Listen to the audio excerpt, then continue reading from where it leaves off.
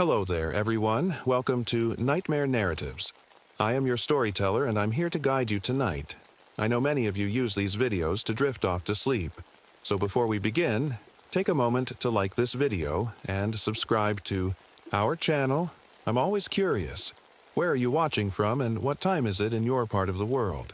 Now, find your cozy spot and relax. My name is Daniel Wolfe. I'm 40 years old, and I've spent most of my life in the forests of Washington State. For 15 years, I worked as a logger, cutting down trees that had stood for centuries. Back then, I didn't think much about it. It was just a job, a way to put food on the table and pay the bills. But something changed in me over time.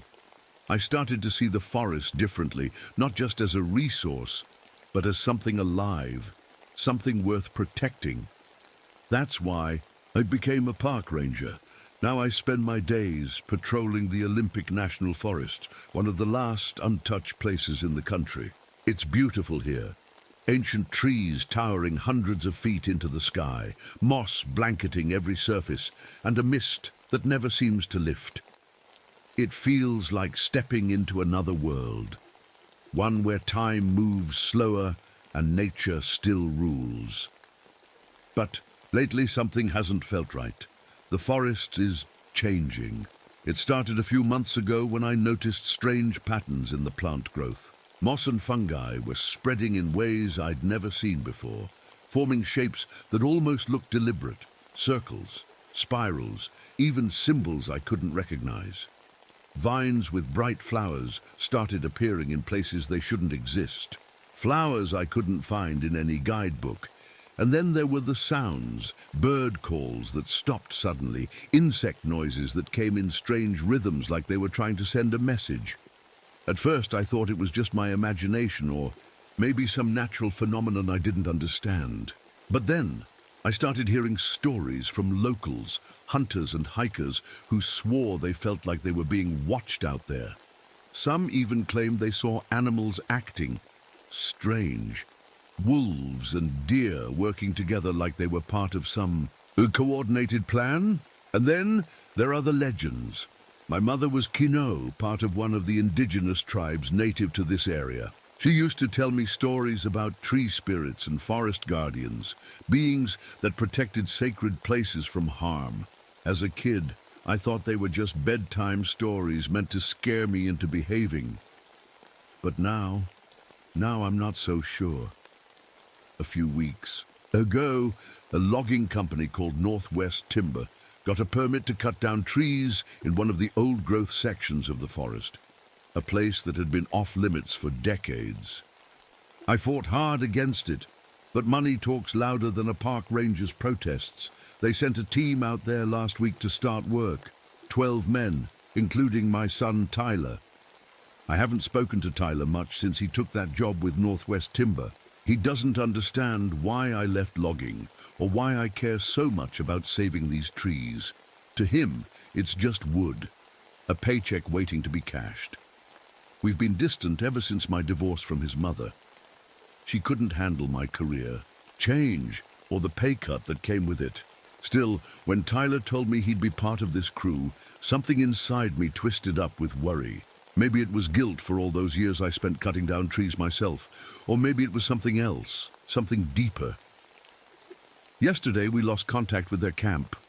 A storm rolled in out of nowhere, thunder so loud it shook my cabin and rain, so heavy it turned the trails into rivers of mud.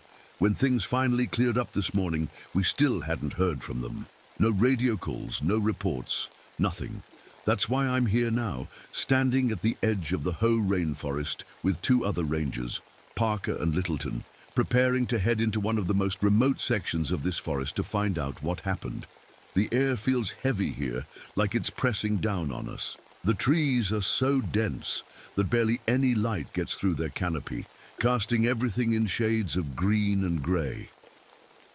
As we step onto the trail leading toward the logging camp, I can't shake the feeling that we're being watched. I tell myself, it's just nerves, that everything will make sense once we get there, but deep down I know better.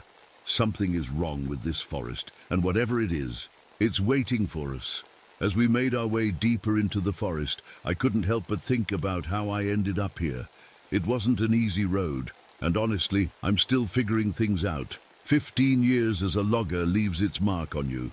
I used to be proud of the work, cutting down trees, clearing land, helping build homes and towns. It felt like honest labor, but over time, it started to feel wrong.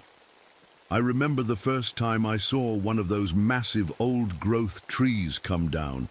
It was over 300 feet tall and probably older than this country itself.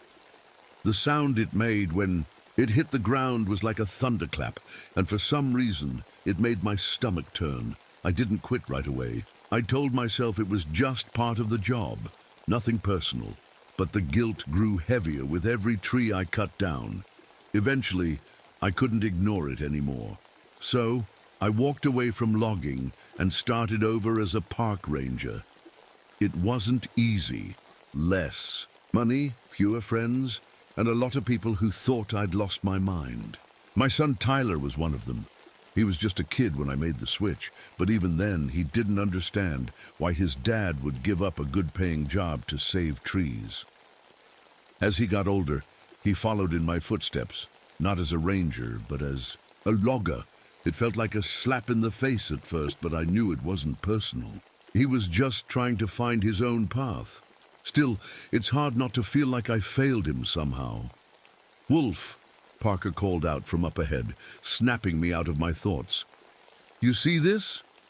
I hurried over to where he was standing and saw what he meant. The trail ahead was completely blocked by fallen trees, huge ones that looked like they'd been uprooted by the storm. But something about it didn't sit right with me. "These didn't fall naturally," I said after a moment. "Look at the roots. They're too clean. It's like they were pulled out of the ground." Littleton frowned as she examined one. "Of the trunks." "By what? A tornado?" I shook my head. "No tornadoes around here." We had no choice but to climb over the mess and keep moving. The deeper we went, the stranger things got. The plants seemed off somehow.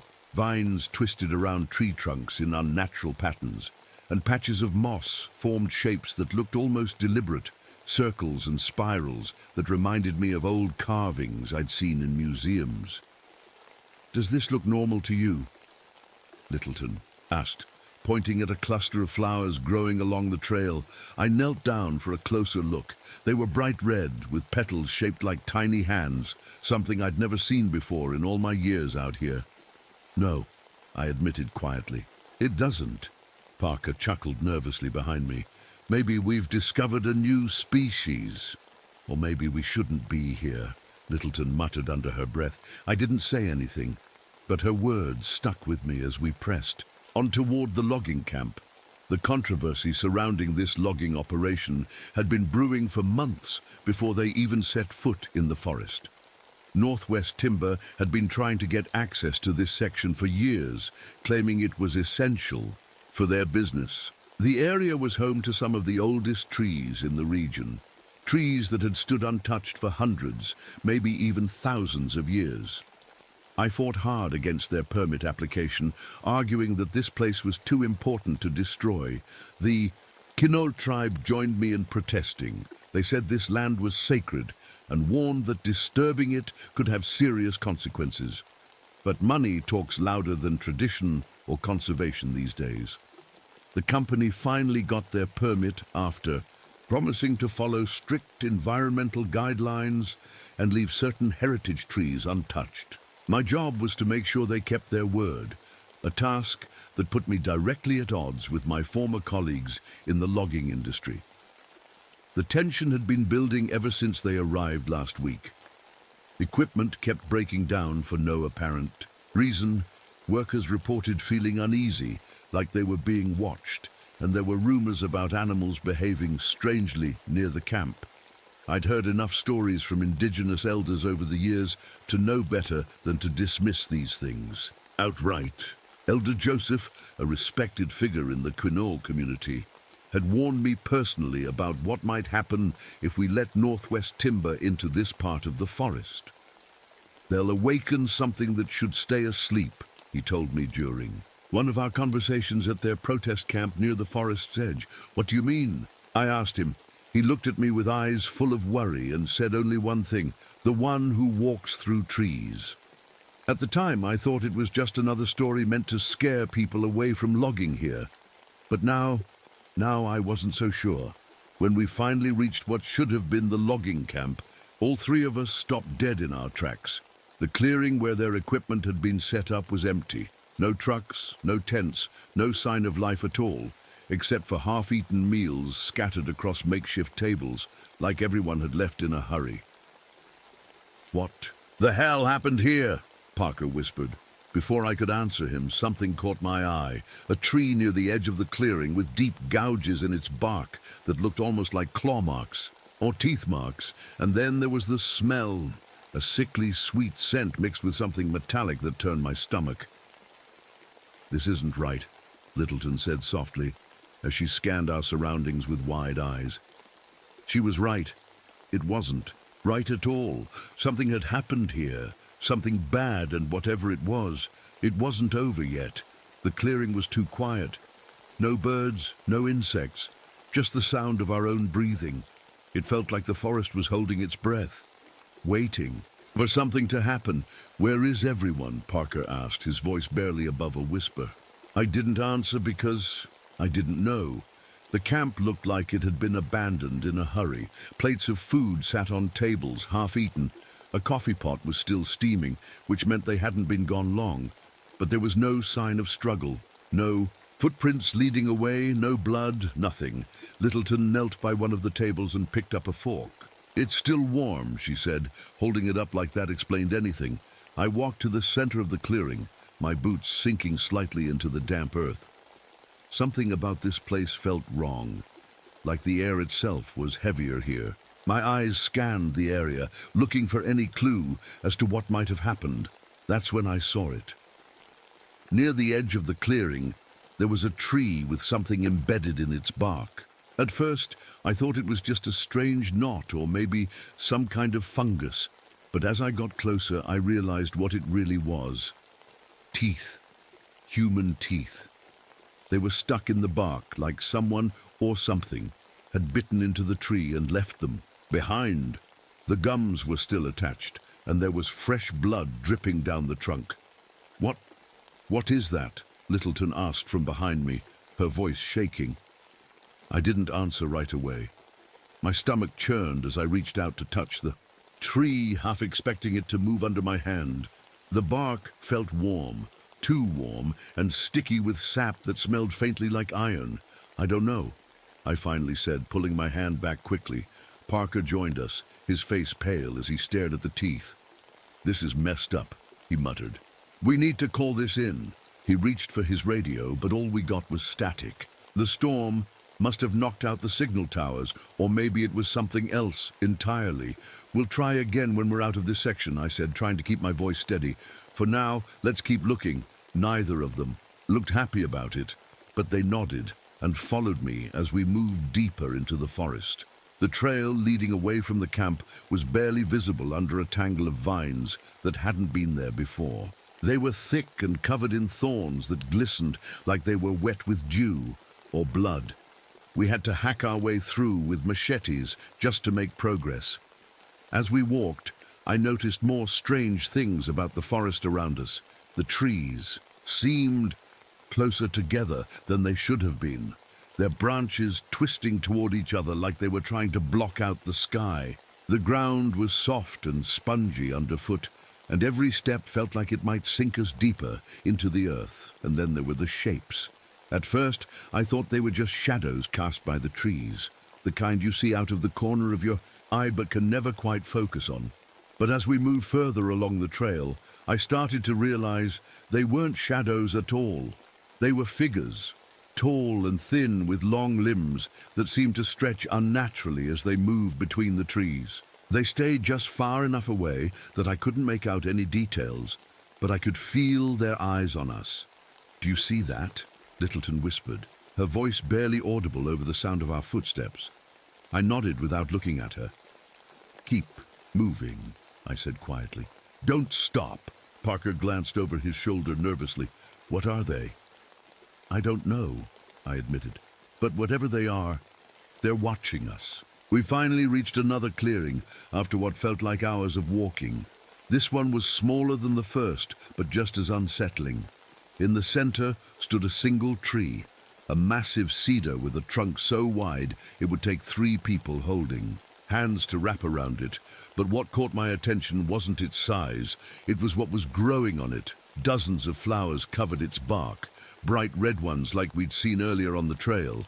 But these weren't shaped like hands anymore. They were shaped like faces, human faces, with hollow eyes and mouths frozen in silent screams.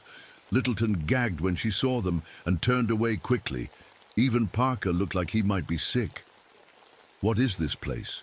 he asked quietly. I didn't have an answer for him, because I didn't know either. All I knew was that we needed to get out of there and fast. But just as I turned to leave, something caught my eye near the base of the tree, a hand sticking out from under a pile of leaves and vines. "Over here!" I called out, rushing toward it. The others followed me as I started pulling away the foliage, revealing more of what lay beneath. A body tangled in roots that had grown through its limbs like they were part of it now. The face was barely recognizable, but I knew who it was anyway. Matthews, one of Tyler's co-workers from Northwest Timber. His eyes were open but lifeless, staring up at nothing while his mouth hung slack in a silent scream. Parker took a step, back, his hand covering his mouth as he tried not to throw up. Littleton just stood there, frozen in shock. "We need to go," she said finally, her voice trembling. "Now." I nodded and stood up slowly, wiping my hands on my pants, even though they still felt dirty somehow. But before we could take another step, we heard it. A low rumble coming from deep within the forest that made every hair on my body stand on. And it wasn't thunder or wind or anything natural. It sounded alive and angry, and it was getting closer. The sound was like nothing I'd ever heard before. A deep rumble that seemed to come from the ground itself, vibrating through the soles of my boots. It wasn't constant, it came in waves, growing louder and then fading slightly like it was breathing. "What is that?" Parker asked, his voice barely above a whisper. I didn't answer because I didn't know. All I knew was that we needed to move, and fast. "Stay together," I said, trying to keep my voice steady. "No matter what happens, don't split up." We turned back toward the trail we'd come from, but it wasn't there anymore. The vines had grown thicker while we were in the clearing, twisting together into an impenetrable wall of thorns. It was like the forest had closed itself off behind us. Littleton pulled out her machete and started hacking at the vines, but they didn't budge. Every time she cut one, another grew in its place almost instantly. "It's like it's alive," she muttered, her voice shaking. "It is alive," I said quietly, "and it doesn't want us to leave." We had no choice but to find another way out. The rumbling sound followed us as we moved deeper into the forest, growing louder with every step. It felt like whatever was making it was circling us, closing in slowly but deliberately. The trees seemed to shift around us as we walked, their trunks leaning closer together until the path ahead was barely wide enough for one person at a time. The air grew colder, and the mist thickened until it felt like we were walking through clouds. "Do you hear that?" Parker asked suddenly. I stopped and listened. At first I thought it was just the rumbling again, but then I realized it was something else, something softer but just as unsettling. Footsteps. They were heavy and deliberate, echoing through the forest like someone or something was following us. But every time I turned around to look, there was nothing there. "Keep moving," I said firmly. "Don't stop." It wasn't long before Littleton disappeared. One moment she was right behind me, her flashlight cutting through the mist like a beacon. The next moment she was gone. No sound, no scream, just gone. "Littleton!" Parker shouted, his voice cracking with panic as he turned in circles trying to find her. "Stay calm," I said quickly, grabbing his arm to keep him from running off into the mist. We'll find her. But even as I said it, I wasn't sure. If I believed it myself, we retraced our steps as best we could, calling out her name every few seconds. The rumbling sound grew louder and more erratic now, like whatever was making it had noticed our panic and was feeding off of it. After what felt like hours of searching, we finally found her, or what was left of her. She was standing near a massive tree trunk with her back to us, completely still except for the slight movement of her head as she turned toward us slowly. Her face looked wrong somehow, pale and stretched tight over her skull like she hadn't eaten in days, and then I saw why. Her body wasn't hers anymore. It belonged to the tree. Vines had grown through her arms and legs like veins, pulling her into its trunk until she was part of it now. Bark covered parts of her skin where flesh used to be, and leaves sprouted from her hair like they'd always been there. "Help me," she whispered weakly as tears streamed down her face. Parker froze in place beside me, his mouth opening and closing silently like he wanted to say something but couldn't find the words. I stepped forward slowly, my heart pounding in my chest as I reached out toward her, but before my hand could touch hers, she screamed. It wasn't a human scream. It sounded more like wind tearing through branches or animals crying out in pain all at once. Her eyes rolled back into her head as the tree pulled her deeper into its trunk until there was nothing left but bark where she'd been standing moments before.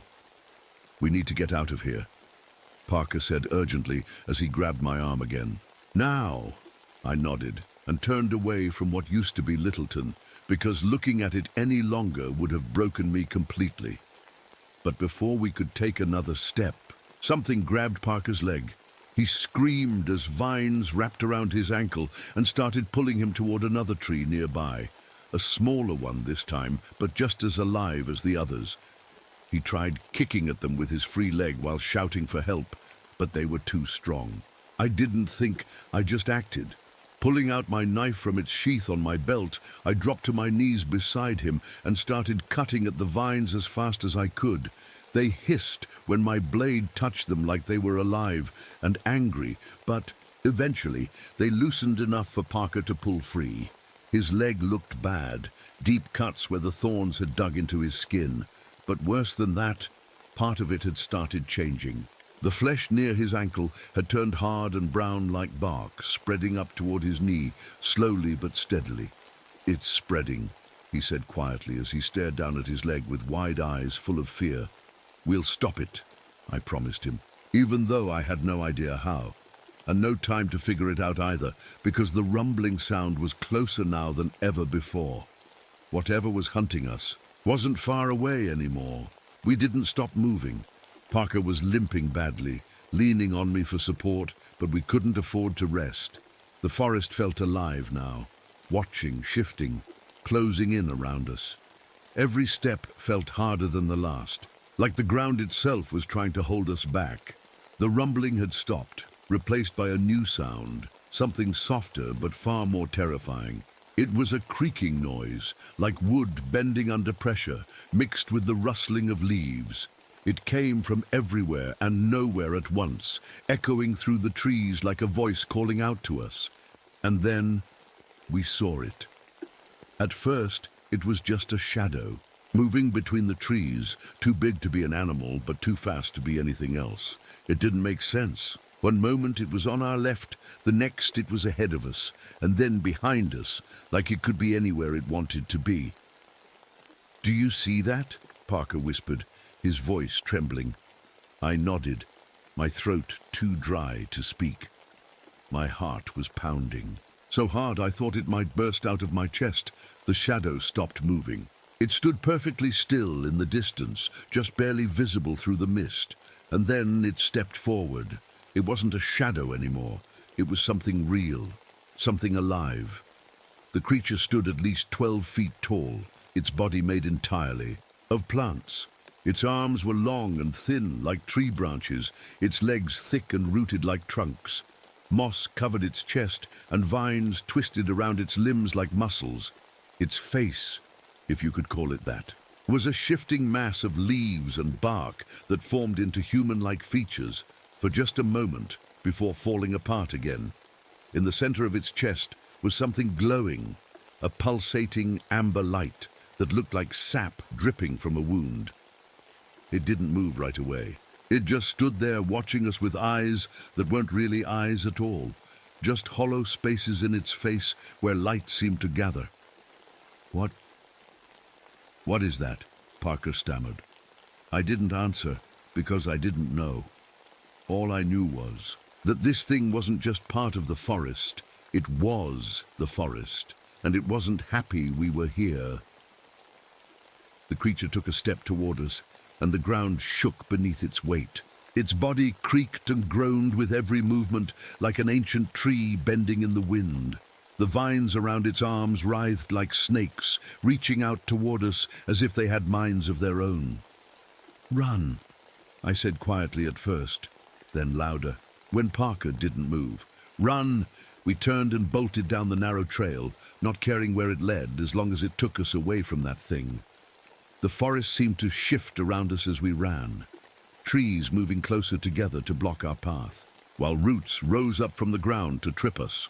Parker stumbled and fell hard onto his injured leg with a cry of pain. I stopped to help him up, but before I could reach him, one of the creature's vines shot out from the trees and wrapped around his arm. "Help me!" he screamed as it started pulling him back toward the shadows.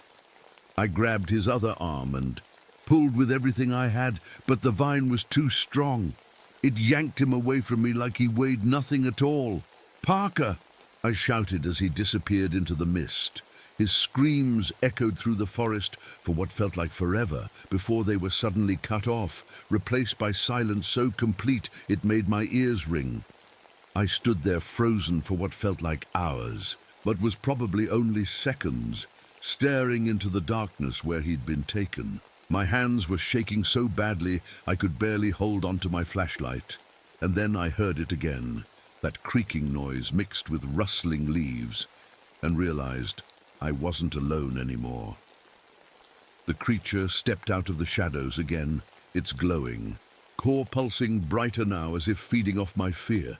It didn't attack right away this time. Instead, it just stood there watching me like it was waiting for something, and then it spoke. Not in words exactly, it didn't have a mouth, but in vibrations that traveled through the ground and into my body like some kind of ancient frequency only living things could understand. It wasn't angry, not anymore, but curious, almost sad. I don't know how I understood what it was saying, because there weren't any words or images, just feelings and impressions that filled my mind all at once.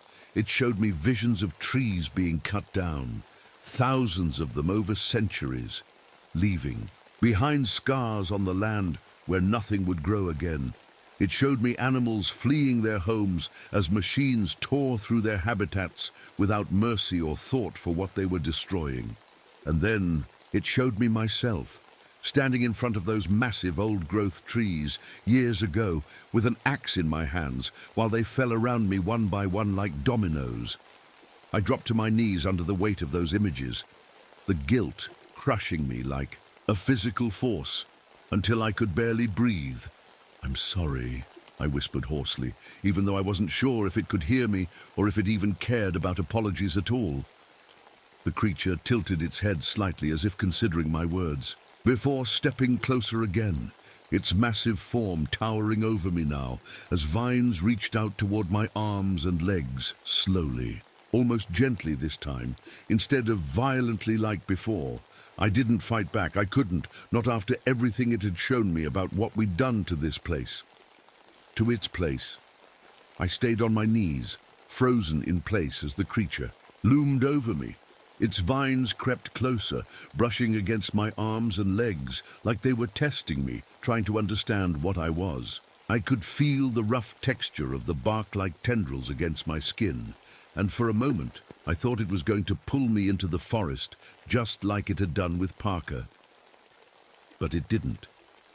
Instead, the glowing core in its chest pulsed brighter, and I felt something strange, a warmth spreading through my body that wasn't entirely unpleasant. It was like the forest itself was reaching out to me, not just physically, but mentally. Images flashed through my mind again, faster this time. Trees growing, animals thriving, rivers flowing clean and clear. It was showing me what this place used to be before we started tearing it apart. And then it showed me Tyler. He was alive, but barely. He was lying against the base of a massive tree, somewhere deeper in the forest. His body covered in bark-like growths that spread across his skin like a disease. His face was pale, his eyes half closed as he struggled to breathe.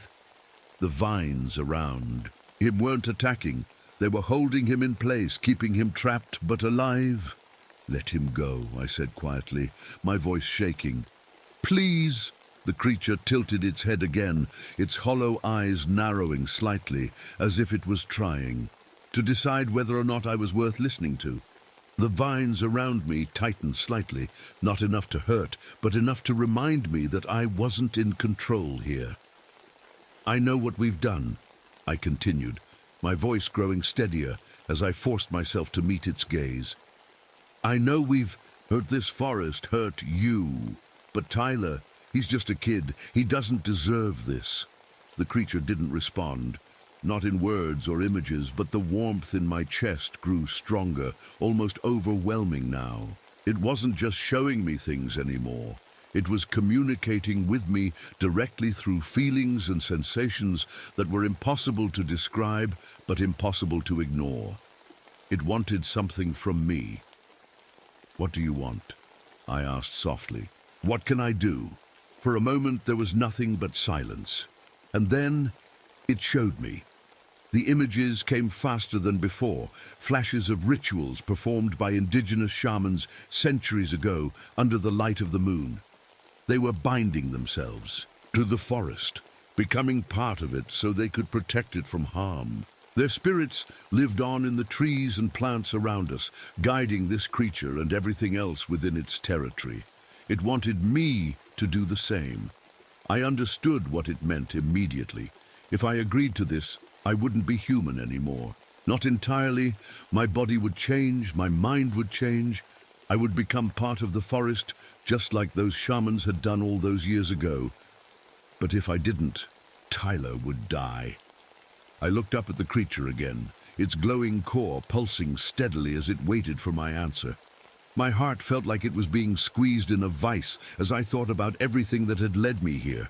All the trees I'd cut down, all the damage I'd done without even realizing it at the time. Maybe this was how I could make up for it. "I'll do it," I said finally, my voice barely above a whisper. "I'll do whatever you want. Just let Tyler go." The creature didn't move for a long moment, long enough that I started to wonder if it had even heard me. But then its vines loosened their grip on my arms and legs and began retreating back into its body. The warmth in my chest grew stronger, until it felt like my entire body was on fire, not painful, but intense enough to make me gasp for air. My vision blurred as more images flooded my mind, trees growing taller and stronger than ever before, animals returning to their homes, rivers running clean again after decades of pollution, and then darkness. When I woke up, everything felt different.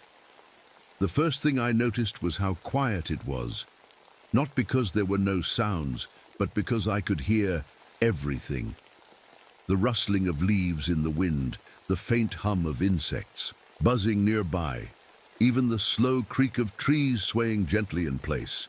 It all blended together into one harmonious symphony that filled my mind completely. The second thing I noticed was how connected I felt to the ground beneath me, to the trees around me, even to the air itself. It was like every part of this forest was an extension of my own body now. A living, breathing network that pulsed with life and energy. And then I remembered Tyler. I pushed myself up onto shaky legs and looked around frantically until I saw him lying nearby against one of the massive trees from my vision earlier.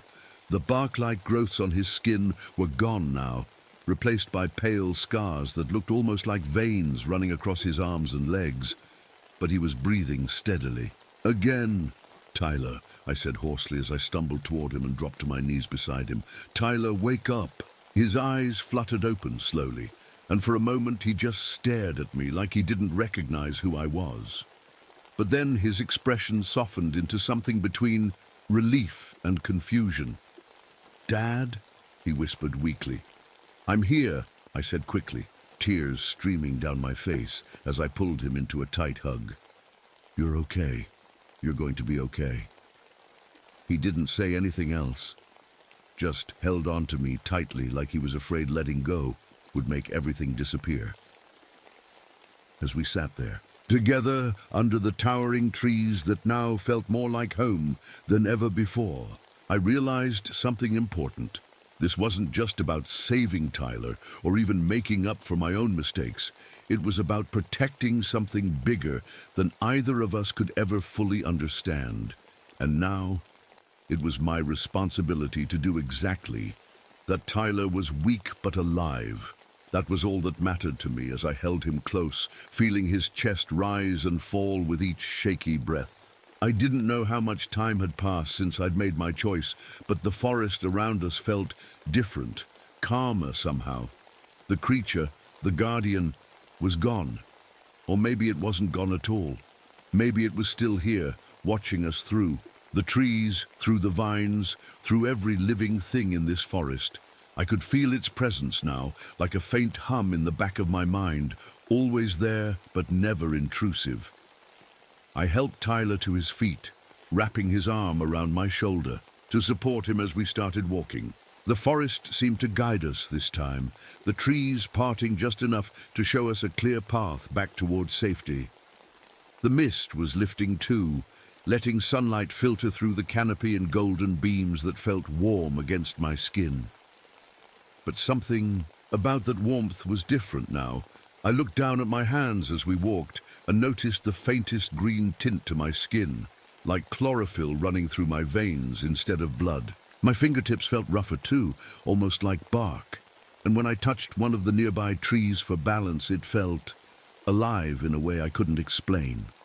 I could sense its roots deep in the earth, its branches stretching toward the sky. It wasn't just a tree anymore. It was part of me, and I was part of it. When we finally reached the edge of the forest, Elder Joseph was waiting for us. His face was calm but serious as he watched us approach, his eyes lingering on me like he already knew. "What had happened?" "You spoke to it," he said simply when we stopped in front of him. I nodded. "It didn't give me much of a choice." He studied me for a moment before nodding slowly. "You did what needed to be done." Tyler looked between us with confusion written all over his face. "What's going on? What did you do?" I hesitated, unsure how to explain something I barely understood myself. "I made a deal," I said finally, "to save you." His brow furrowed as he glanced at Elder Joseph for answers, but the old man just placed a hand on his shoulder and said softly, "Your father has become something more than human now, something this forest needs." Tyler shook his head, clearly struggling to process everything that had happened. "This doesn't make any sense." "It doesn't have to," I said gently. "All that matters is that you're safe." He didn't respond right away, just stared at me like he was trying to figure out if I was still the same person he'd always known. And maybe I wasn't. Not entirely, but I hoped there was still enough of me left for him to recognize. In the days that followed, news of what happened spread quickly. Northwest Timber pulled out of the area entirely after hearing what little testimony Parker and Tyler could give about their experiences in the forest. Officially, it was written off as some kind of mass poisoning caused by exposure to toxic plants or fungi, something no one could prove, but everyone was willing to accept because it was easier than facing the truth. The logging permits were revoked indefinitely, and plans were put in place to protect this section of the forest permanently. It wasn't much compared to all the damage that had already been done over the years, but it was a start. As for me, well, things were different now. I stayed on as a park ranger, continuing my patrols through the forest like I always had. But everything felt more connected now. When I walked among the trees, I could feel their roots beneath my feet like an extension of my own body. When I touched their bark or leaves, they seemed to respond, not with words, but with feelings and impressions that only I could understand. My body continued to change too, slowly but surely. My skin grew tougher and more textured over time, almost like bark in some places. My hair started sprouting tiny green shoots that looked like leaves if you caught them in the right light. And when I cut myself accidentally while working one day, sap leaked out instead of blood. It should have scared me, but it didn't. This was who I was now, what I'd chosen to become. And for once in my life, it felt right. Tyler stayed with me for a while after everything happened, helping me around the cabin and trying to learn more about why I'd made the choices I did. We talked more during those weeks than we had in years, about his job as a logger, about my regrets from those days, about what it meant to truly care for something bigger than yourself. Eventually, he decided to leave logging behind too. Not because I asked him to, but because he wanted something different for himself after seeing what this forest really meant. "I think I get it now," he said one morning as we sat on the porch, watching the sun rise over the treetops. "Why you gave up everything for this place." I smiled at him softly and said only one thing: "It's worth it." The last time I saw Elder Joseph before he returned to his village, he told me something that stuck with me ever since. "You're not alone," he said quietly, as we stood together at the edge of another old-growth section deep within Olympic National Forest. "There are others like you out there, in forests all over the world, guardians who've made sacrifices just like yours." I nodded slowly, but didn't say anything, because there wasn't anything else left to say. This forest is my home now, my responsibility, and whatever comes next, I'll be ready for it. As I sit here now under one of those ancient trees, with its roots tangled around my legs like an embrace, I can feel everything. The wind moving through its branches above me, the animals scurrying through its undergrowth. Below, even Tyler's footsteps far off in another part of this vast network we call home. And for once in my life, everything feels exactly as it should be.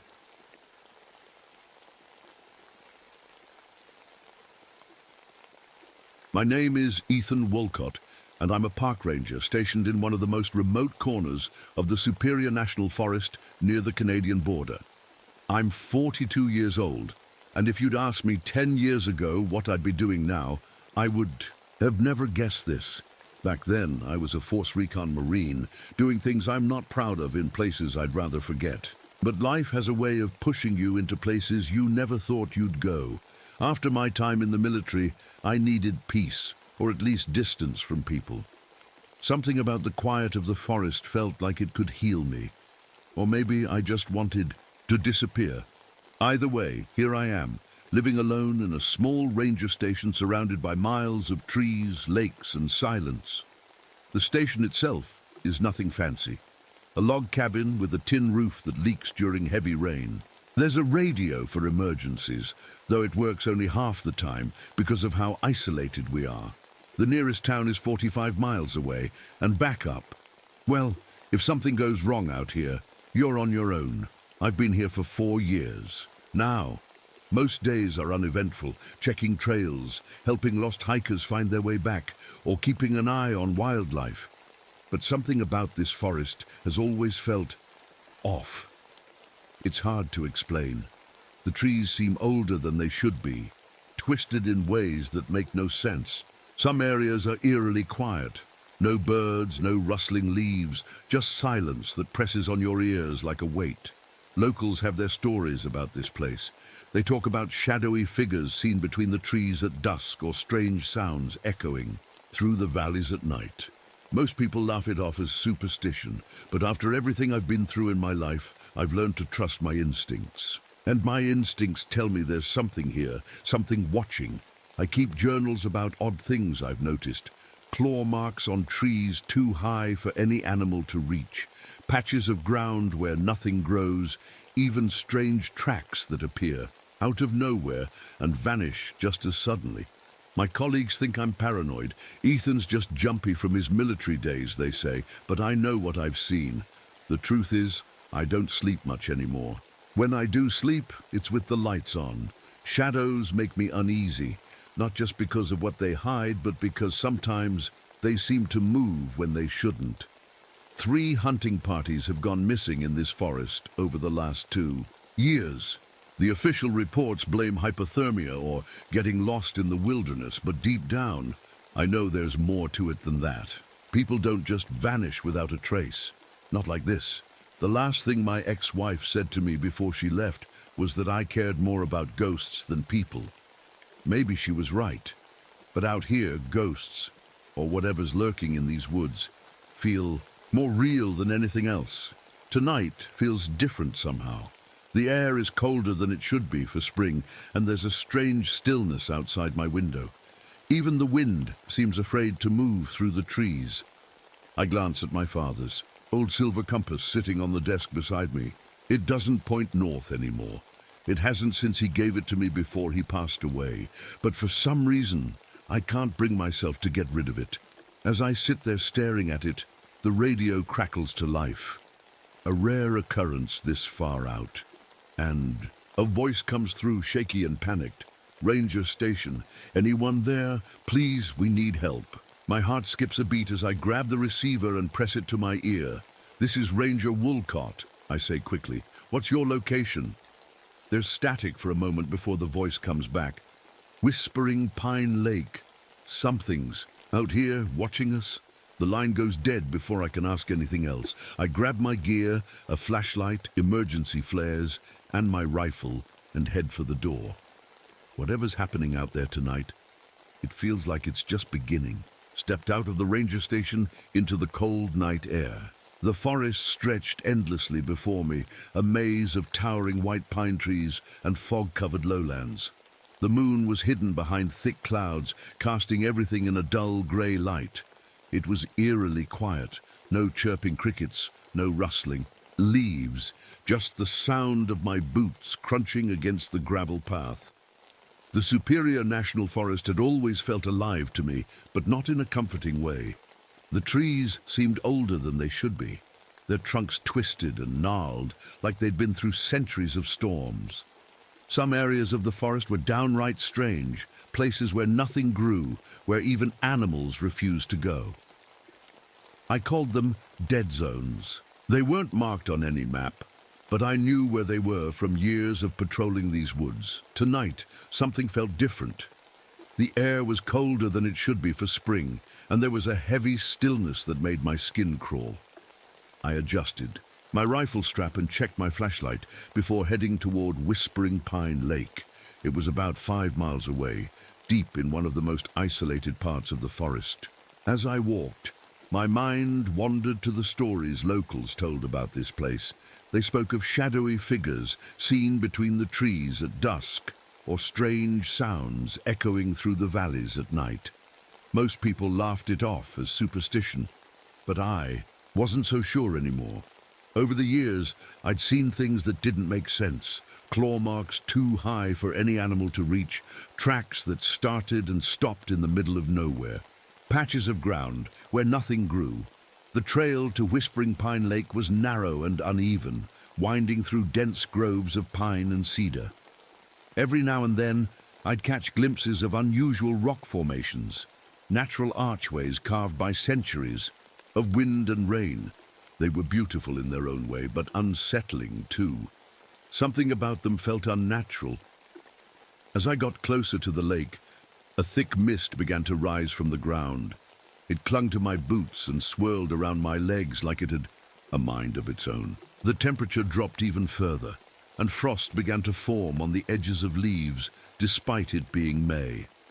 I stopped for a moment to catch my breath and glanced at my father's old silver compass hanging from my belt. It wasn't pointing north, hadn't for years. but I carried it anyway. It was one of the few things I had left from him after he passed away.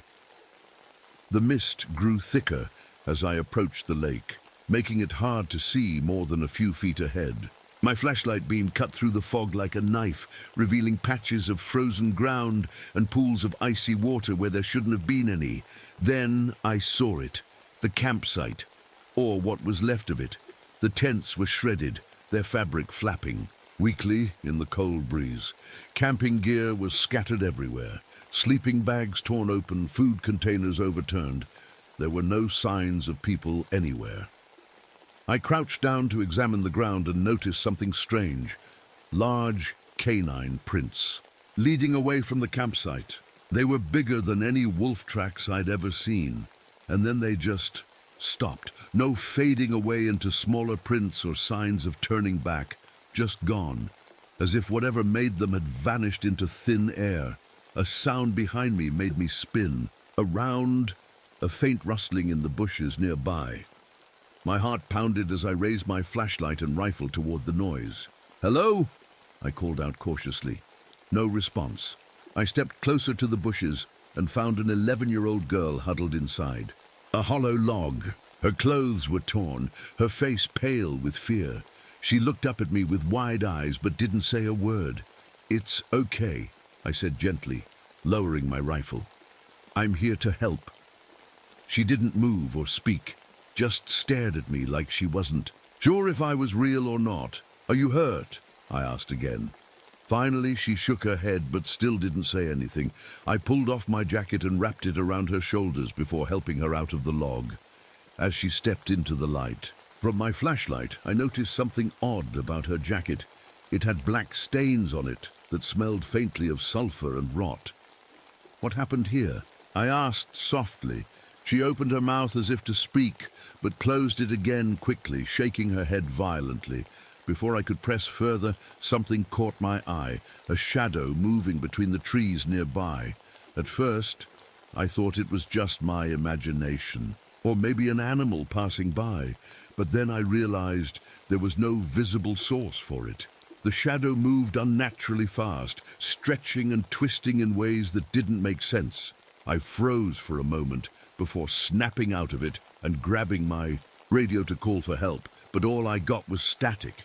The girl tugged on my sleeve suddenly and pointed towards something behind me. When I turned around, there was nothing there, but somehow it felt like we weren't alone anymore. The girl's small hand gripped my sleeve so tightly it hurt. She pointed again toward the trees behind me, her eyes wide with fear. I turned, slowly, shining my flashlight in the direction she was pointing. The beam cut through the fog, illuminating nothing but trees and swirling mist. "Is someone out there?" I whispered, more to myself than to her. She didn't answer. Her breathing was shallow and quick, like a cornered animal ready to bolt.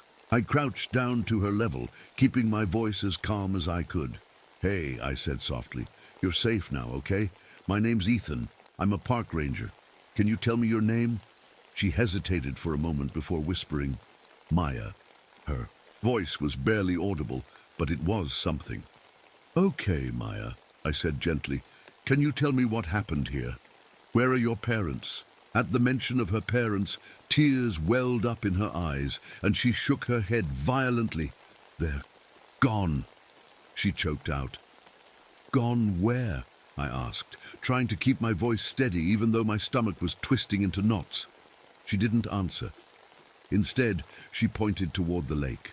I followed her gaze and felt a chill run down my spine. The lake was completely still, too still. There wasn't a single ripple on its surface, even though a light breeze was blowing through the trees. The water looked almost black under the cloudy sky, like an endless void.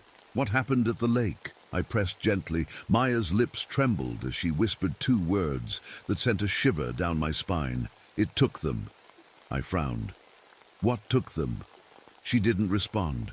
Instead, she buried her face in her hands and started sobbing quietly. I stood up and scanned the area again with my flashlight.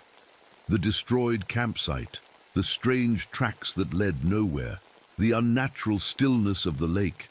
It all felt wrong, in a way I couldn't explain. My instincts were screaming at me to get out of there, but I couldn't just leave Maya behind or ignore whatever had happened here. "All right," I said finally, trying to sound confident, even though my heart was pounding in my chest. "We're going to get out of here, Maya. I'll take you back to the ranger station where it's safe." She looked up at me with tear-streaked cheeks and nodded hesitantly. I reached for my radio again, hoping against hope that it would work this time. "Ranger Woolcott to base," I said into the receiver. "I've got a situation at Whispering Pine Lake. One survivor found, possible missing persons, requesting immediate assistance." Static crackled in response, nothing else. Of course, I muttered under my breath. I slung my rifle over my shoulder and picked up Maya in one arm. She clung to me tightly, as if letting go would mean being swallowed by the darkness around us.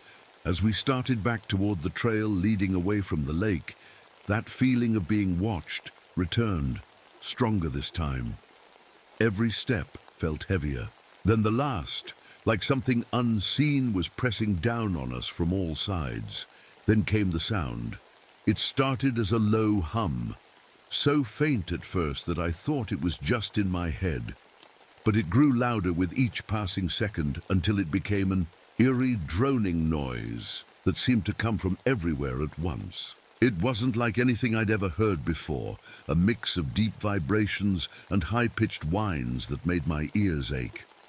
Maya stiffened in my arms and whispered frantically, "It's coming."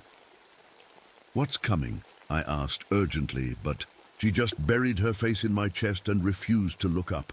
The droning noise grew louder still until it felt like it was inside my skull. The trees around us seemed to blur and shift in the dim light of my flashlight, as if they were alive and moving on their own. And then, silence. The noise stopped so suddenly that it left a ringing in my ears. For a moment, everything was still. Again, too still.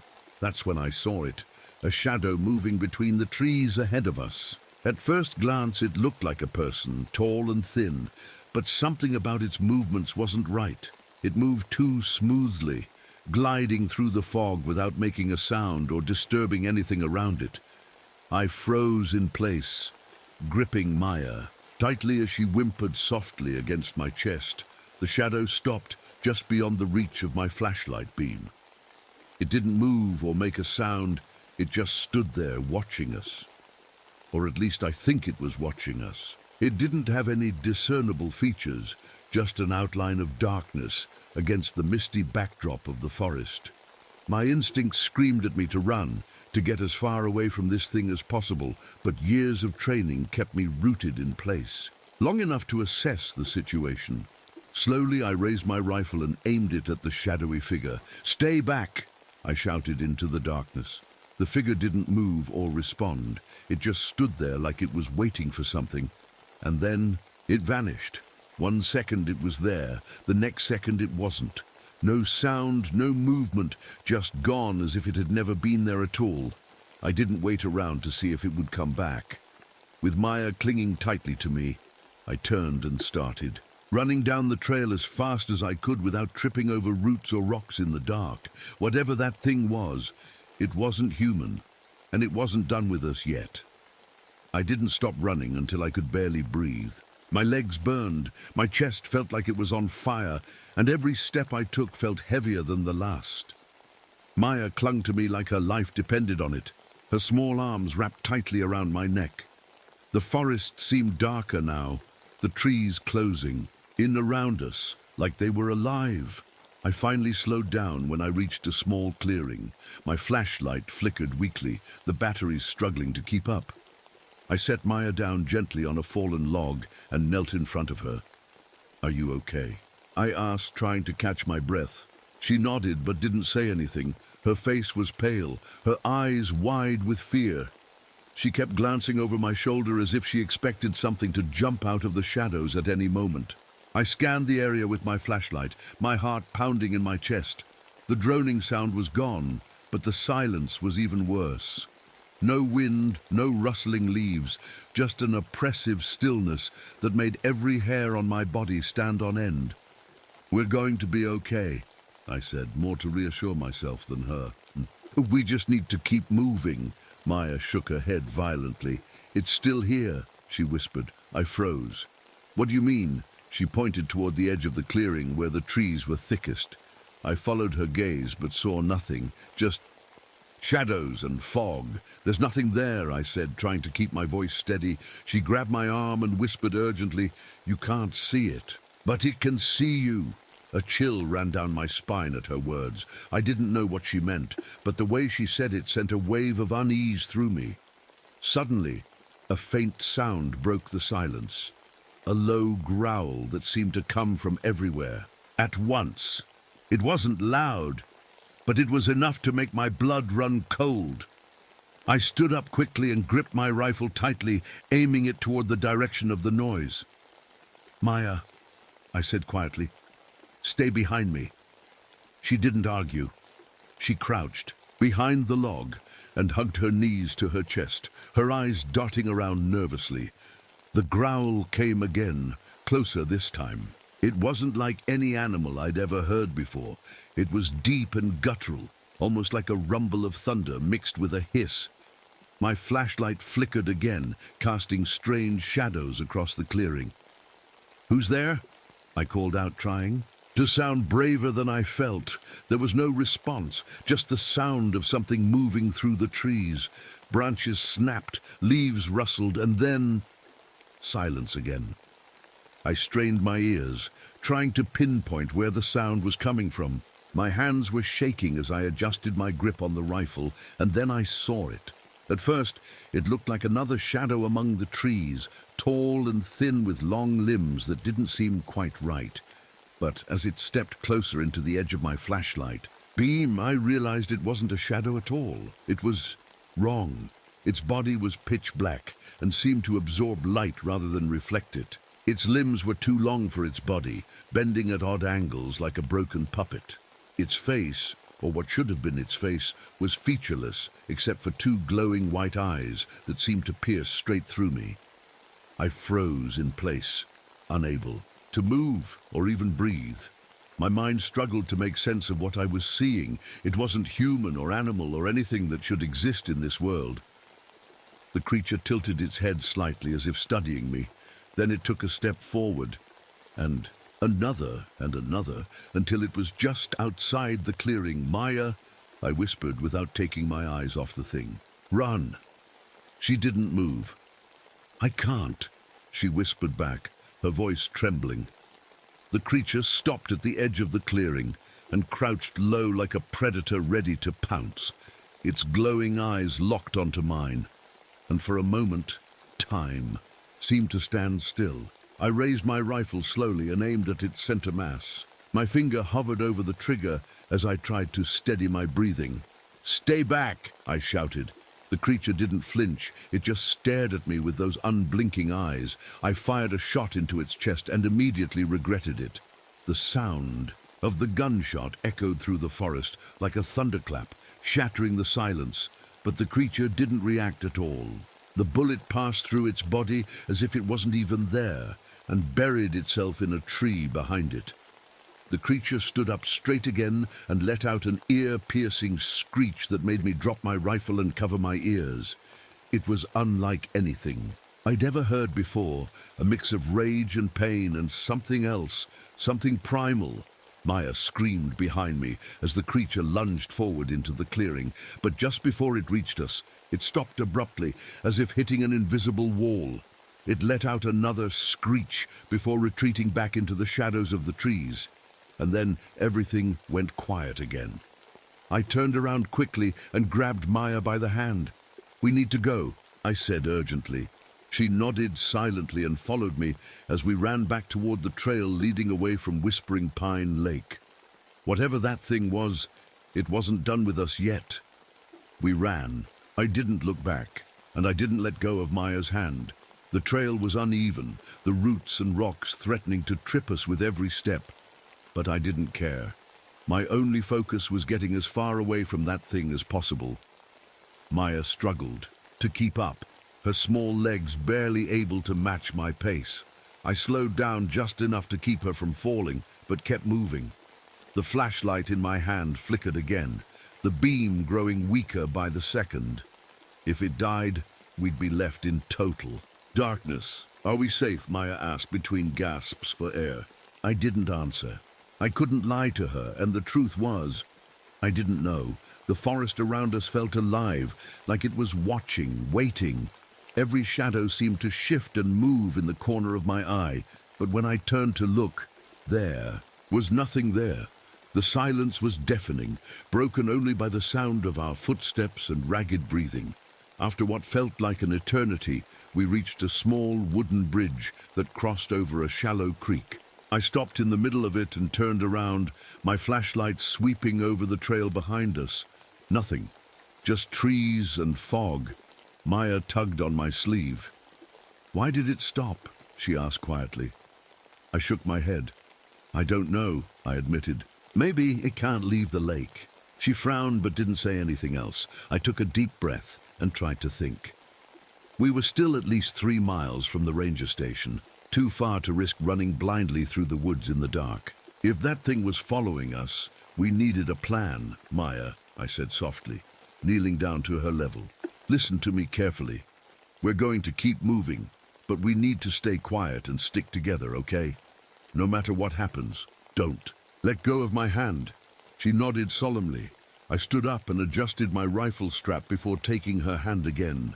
The creek's shallow water gurgled softly beneath the bridge. As we started walking again, it sounded oddly comforting in the oppressive silence of the forest. But that comfort didn't last long. As we made our way up a narrow incline on the trail, I heard it again, that low growl from before. It was faint at first, almost like a distant rumble of thunder, but it grew louder with each passing second.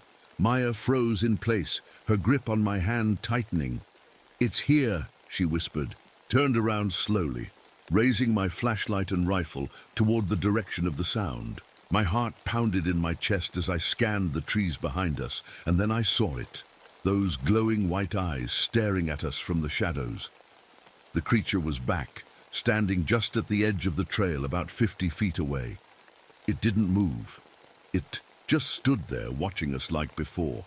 Its body seemed even darker than before, blending almost perfectly with the surrounding shadows, except for those piercing eyes.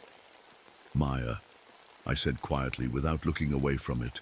"When I say run, you run as fast as you can back down this trail." She started to protest, but I cut her off. "No arguments," I said firmly. "Do you understand?" Tears welled up in her eyes as she nodded reluctantly. I tightened my grip on the rifle and took a step forward, keeping myself between her and the creature. "Stay back!" I shouted at it again. The creature tilted its head slightly as if curious about me, but didn't move. I fired another shot, this time aiming for its legs, but just like before, the bullet passed through it without any effect. The creature let out that same ear-piercing screech from earlier, making both Maya and me cover our ears in pain.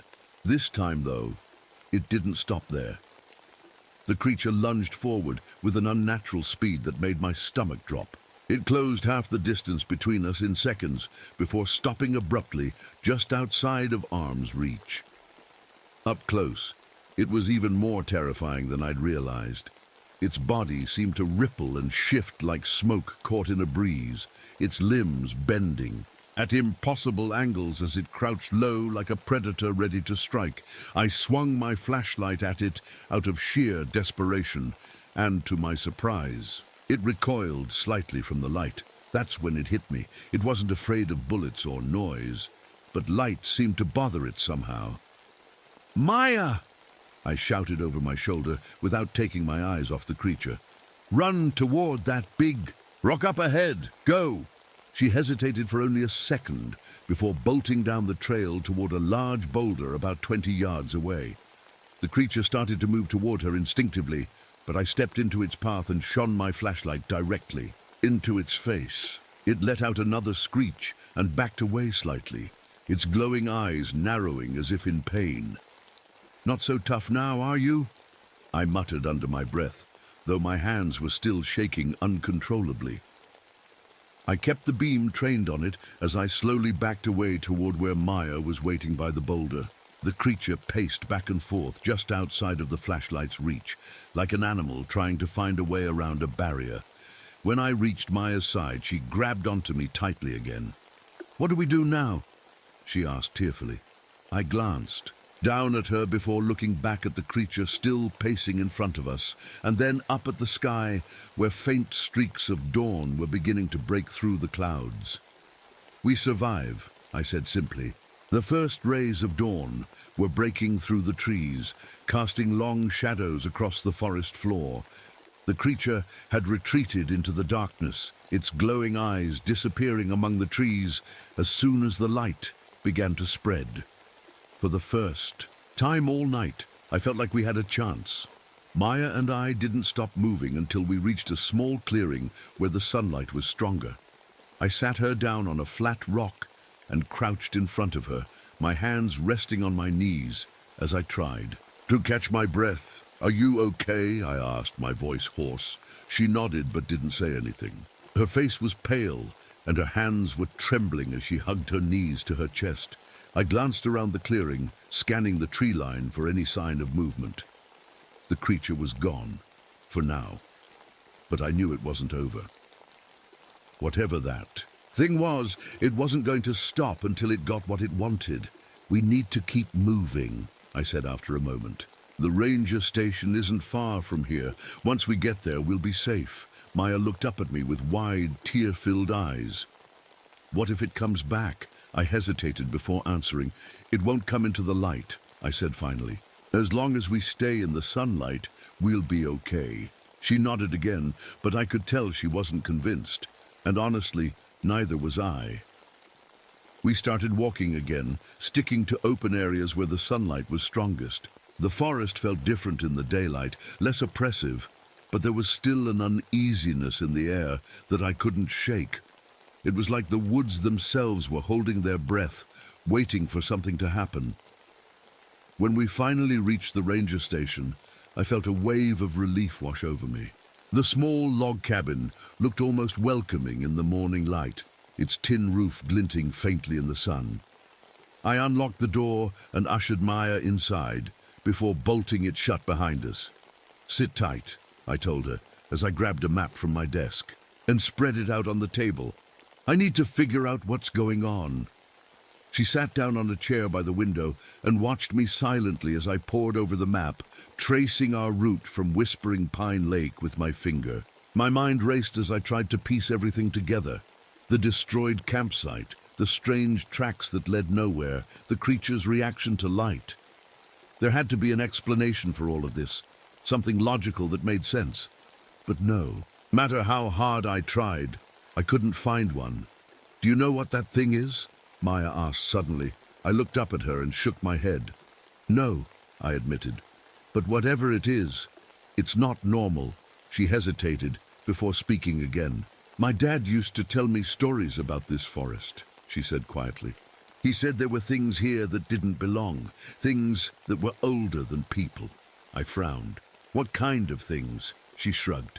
"He called them the Watchers. He said they lived in the shadows and only came out at night." Her words sent a chill down my spine. "Did he ever say how to stop them?" I asked. She shook her head. "He just said to stay in the light." I leaned back in my chair and rubbed my temples, trying to think. If what Maya's father said was true, if these things really were ancient creatures that thrived in darkness, then our best chance of survival was daylight. But what about tonight? What would happen when the sun went down again? I grabbed my father's old silver compass from my belt and stared at it for a moment. It still wasn't pointing north, hadn't for years, but something about it felt significant now in a way I couldn't explain. "Maya," I said slowly, holding up the compass for her to see. "Have you ever seen anything like this before?" She shook her head, but leaned closer to examine it. "Why doesn't it work?" she asked curiously. "I don't know," I admitted. "It stopped working after my dad gave it to me." She frowned thoughtfully, but didn't say anything else. I set the compass down on the table and turned my attention back to the map. If these creatures, or watchers, or whatever they were tied to specific areas of the forest, like Whispering, Pine Lake, then maybe there was a way to avoid them altogether. But deep down, I knew that wasn't enough, not if they could follow us like they had last night. "We need more light," I muttered under my breath. "What do you mean?" Maya asked. I looked up at her and gestured toward the window where sunlight streamed through onto the floorboards. "If they're afraid of light," I explained, "then maybe we can use that against them." Her eyes widened slightly as she realized what I meant. "Like traps?" "Exactly," I said with a nod. "We can set up lights around the station, lanterns, flashlights, anything we have, and make it impossible for them to get close." She nodded eagerly. "I can help." I smiled faintly at her enthusiasm despite everything we'd been through.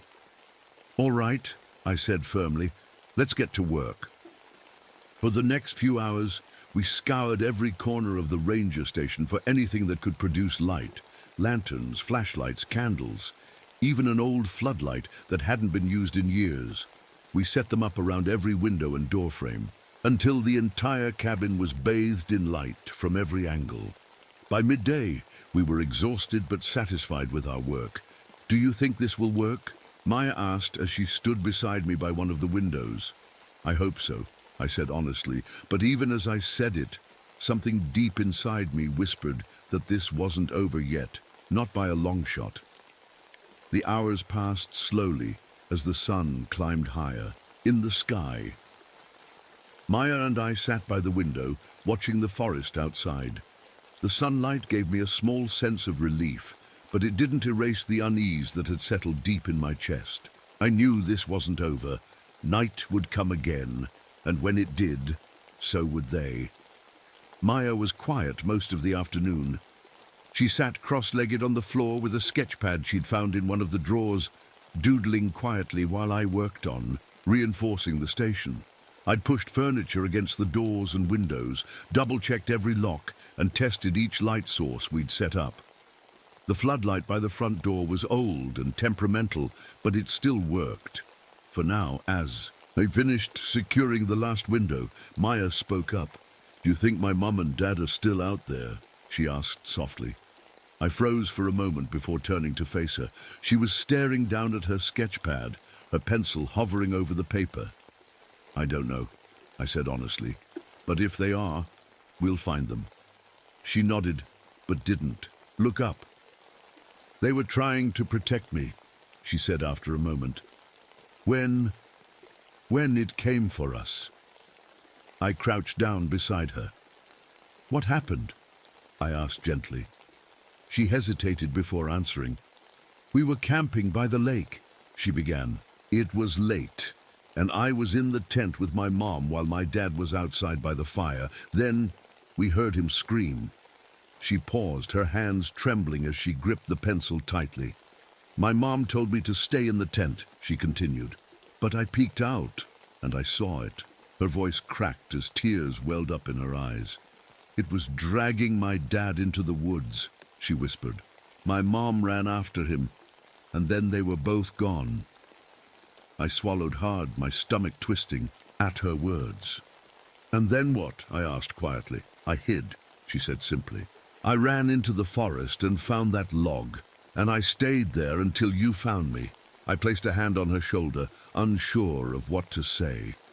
There were no words that could make this better, no promises I could make that wouldn't feel hollow. "We'll get through this," I said finally.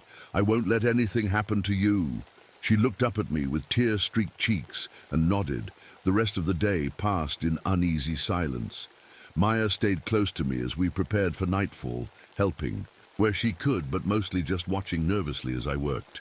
By the time the sun began to dip below the horizon, every light in the station was ready to go. As darkness fell, a heavy stillness settled over the forest outside. The wind died down completely, and even the faint rustling of leaves seemed to stop. It was like the entire world was holding its breath. I stood by the window with my rifle in hand, staring out into the blackness beyond the tree line. The floodlight illuminated a small patch of ground outside the front door, but beyond that, nothing.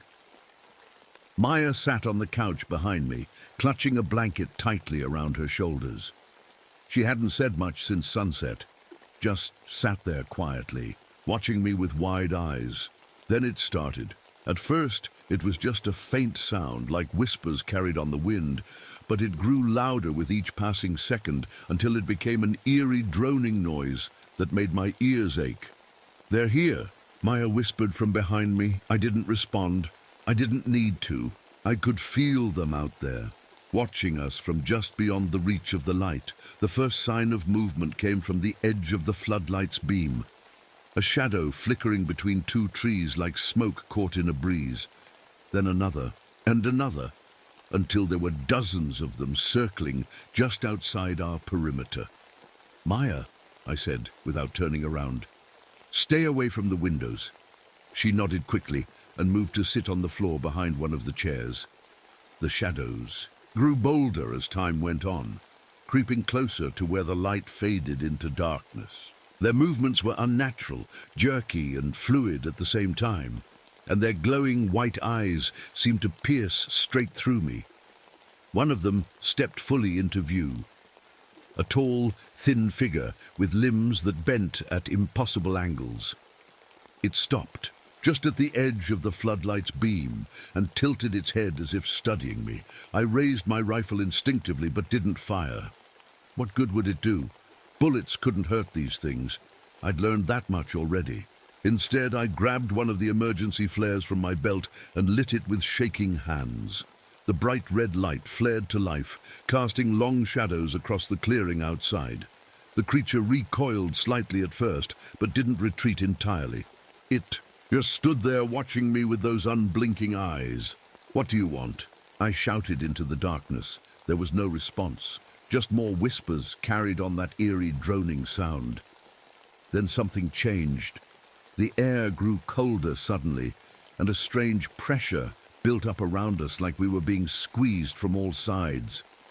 The lights inside flickered briefly before stabilizing again, but not before one of those things managed to slip closer to one of the windows. "Maya!"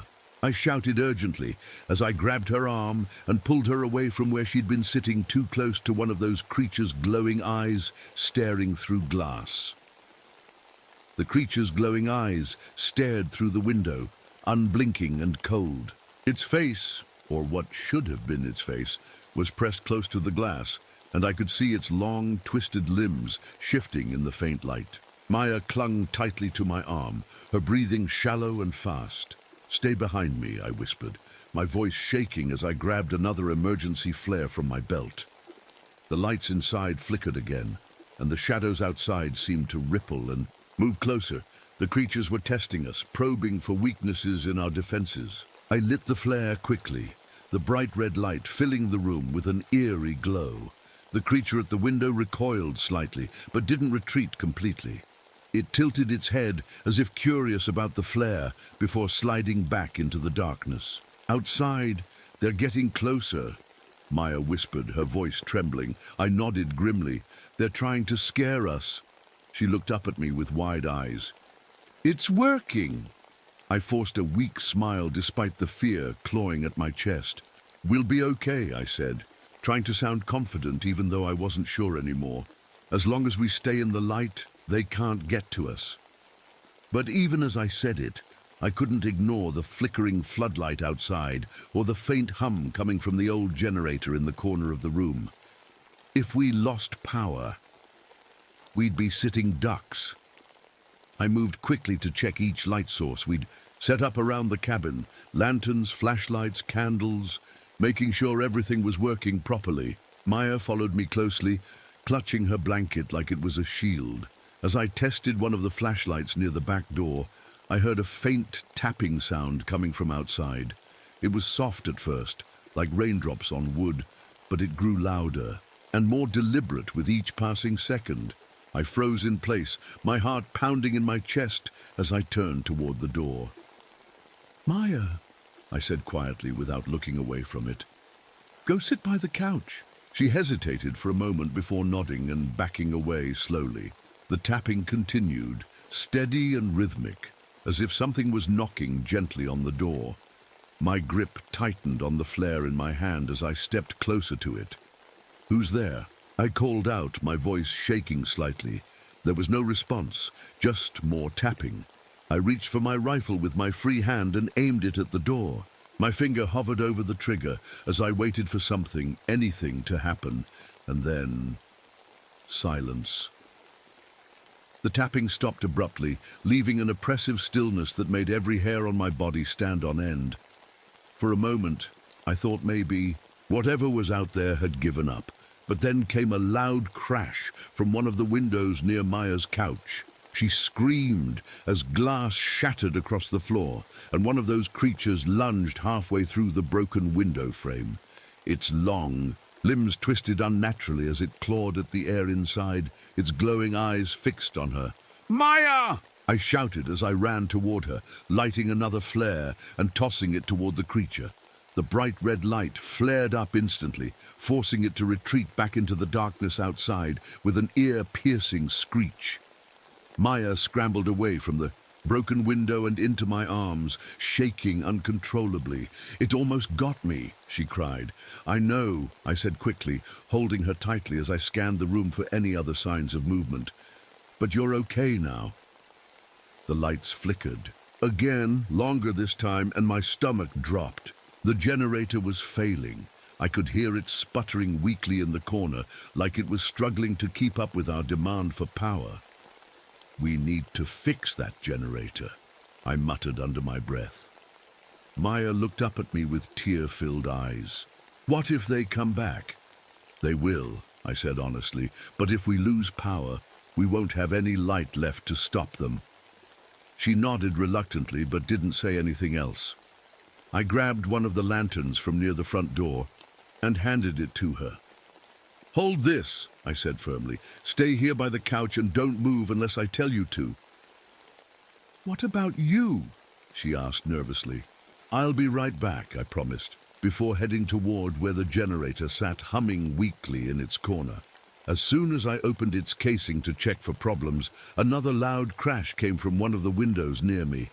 And this time, they didn't stop at just breaking glass. 3 of those creatures lunged halfway into the room through different windows simultaneously, their long limbs clawing at furniture and walls as they screeched loudly enough to make my ears ache. Dropped what I was doing and grabbed another flare from my belt, the last one, and lit it quickly before tossing it toward them. The bright red light forced them back again temporarily, but not far enough to make me feel safe anymore. "Maya," I shouted urgently over my shoulder, "get ready to run." "Maya, now," I shouted, my voice cracking as the creatures clawed their way further into the cabin. She didn't hesitate this time. Clutching the lantern tightly to her chest, she bolted toward me, her small feet slipping slightly on the wooden floor. I grabbed her arm and pulled her behind me as one of the creatures lunged forward, its long, twisted limbs scraping against the floorboards. The flare in my hand was burning low now, the red light flickering weakly. The creatures seemed to sense it. They were growing bolder, inching closer with every second. Their glowing white eyes locked onto us, unblinking and cold. "We can't stay here," I muttered under my breath, my mind racing. The cabin was no longer safe. They'd breached our defenses, and it was only a matter of time before the lights failed completely. "Where do we go?" Maya asked, her voice trembling. I glanced around the room, my eyes landing on the back door. It led to a narrow trail that wound through the forest and eventually connected to an old fire lookout tower, about a mile away. If we could make it there, we'd have a better chance of holding them off, or at least surviving until daylight. "The fire tower," I said quickly. "We're going to the fire tower." Maya's eyes widened. "But it's dark outside." "No," I said firmly, "but we don't have a choice." She nodded reluctantly, gripping the lantern even tighter as I grabbed my rifle and slung it over my shoulder. I stuffed a flashlight into my pocket and took her hand. "Stay close to me," I said. "No matter what happens, don't let go." With one last glance at the creatures still clawing their way into the cabin, I threw open the back door and pulled Maya outside into the cold night air. The forest was pitch black except for the faint glow of the lantern in her hands and the flickering beam of my flashlight. We ran. The trail was narrow and uneven, twisting through dense clusters of trees that seemed to close in around us. The lantern's light cast long shadows on the ground, making it hard to tell what was real and what wasn't. Every sound, the crunch of leaves underfoot, the rustle of branches in the wind, set my nerves on edge. Behind us I could hear them, oncoming. The droning noise started again, low at first, but growing louder with each passing second.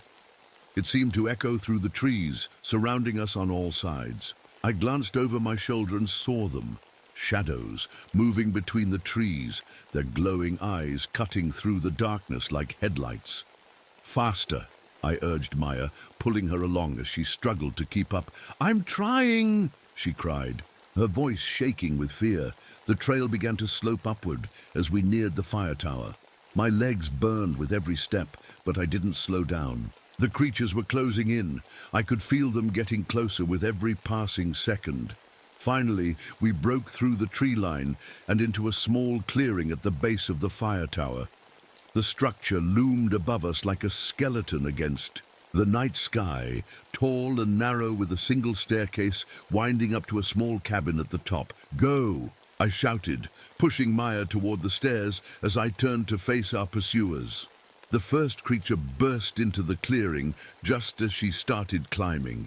Its long limbs moved unnaturally fast as it lunged toward me, its glowing eyes locked onto mine. I raised my rifle and fired a shot, not because I thought it would hurt it, but because I needed to slow it down.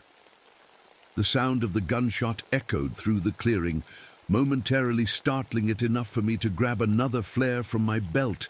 The very last one, and light it. The red glow flared up instantly, forcing the creature to recoil with an ear-piercing screech. "Keep going!" I shouted over my shoulder as I backed toward the stairs. Maya was halfway up now, her small figure illuminated by the lanterns. Glow as she climbed as fast as she could. Another creature emerged from the trees just as I reached the base of the stairs. A second shadowy figure with limbs that bent at impossible angles. I swung the flare toward it wildly, forcing it back just long enough for me to start climbing after Maya. The wooden stairs creaked under our weight as we ascended quickly toward the safety of the cabin at the top. When we finally reached it, Maya threw open the door and stumbled inside while I slammed it shut behind us and bolted it tightly. My heart was pounding so hard, it felt like it might burst out of my chest. "They're still out there," Maya whispered as she peered out one of the small windows. I nodded grimly. "I know." The creatures had gathered at the base of the tower. Now, dozens of them moving in eerie unison as they circled below us like predators stalking their prey. Their glowing eyes stared up at us unblinkingly, and that awful droning noise filled the air once again. "We're safe here," I said more to myself than to her. "They can't climb." But even as I said it, part of me wasn't so sure anymore. The fire tower swayed slightly in the wind, its old wooden beams creaking under the weight of time. Maya sat huddled in a corner of the small cabin at the top, clutching the lantern tightly to her chest. Her eyes were wide with fear as she stared out the window at the creatures circling below. I stood by the door, my rifle in hand, watching them too. They moved slowly, their glowing eyes never leaving us. The droning noise filled the air like a low hum, vibrating through the walls and floor. It was relentless, like they were trying to wear us down. "They're not leaving," Maya whispered. No," I said quietly. The sun wouldn't rise for hours, and I wasn't sure if we could hold out that long. The lantern's fuel was running low, and my flashlight was already flickering weakly. The creatures seemed to sense it, They were patient, waiting for their moment. I paced the small cabin, my mind racing. There had to be a way out of this, a way to survive, but every option felt like a dead end. We were trapped. "Ethan," Maya said suddenly, her voice trembling. "What if they climb?" I stopped pacing and looked at her. "They haven't yet," I said, trying to sound reassuring. "Maybe they can't." But even as I said it, I couldn't shake the feeling that we were running out of time. I glanced down at my father's old silver compass hanging from my belt. It still wasn't pointing north, just spinning aimlessly like it always did. But something about it felt different now. I couldn't explain it, but I felt drawn to it. I unclipped it from my belt and held it up to the light. The needle spun slowly before stopping, pointing directly at Maya. She noticed and frowned. "Why is it doing that?" "I don't know," I admitted. She hesitated before speaking again. "My dad used to say that compasses could act weird around them." "The creatures?" I asked. She nodded.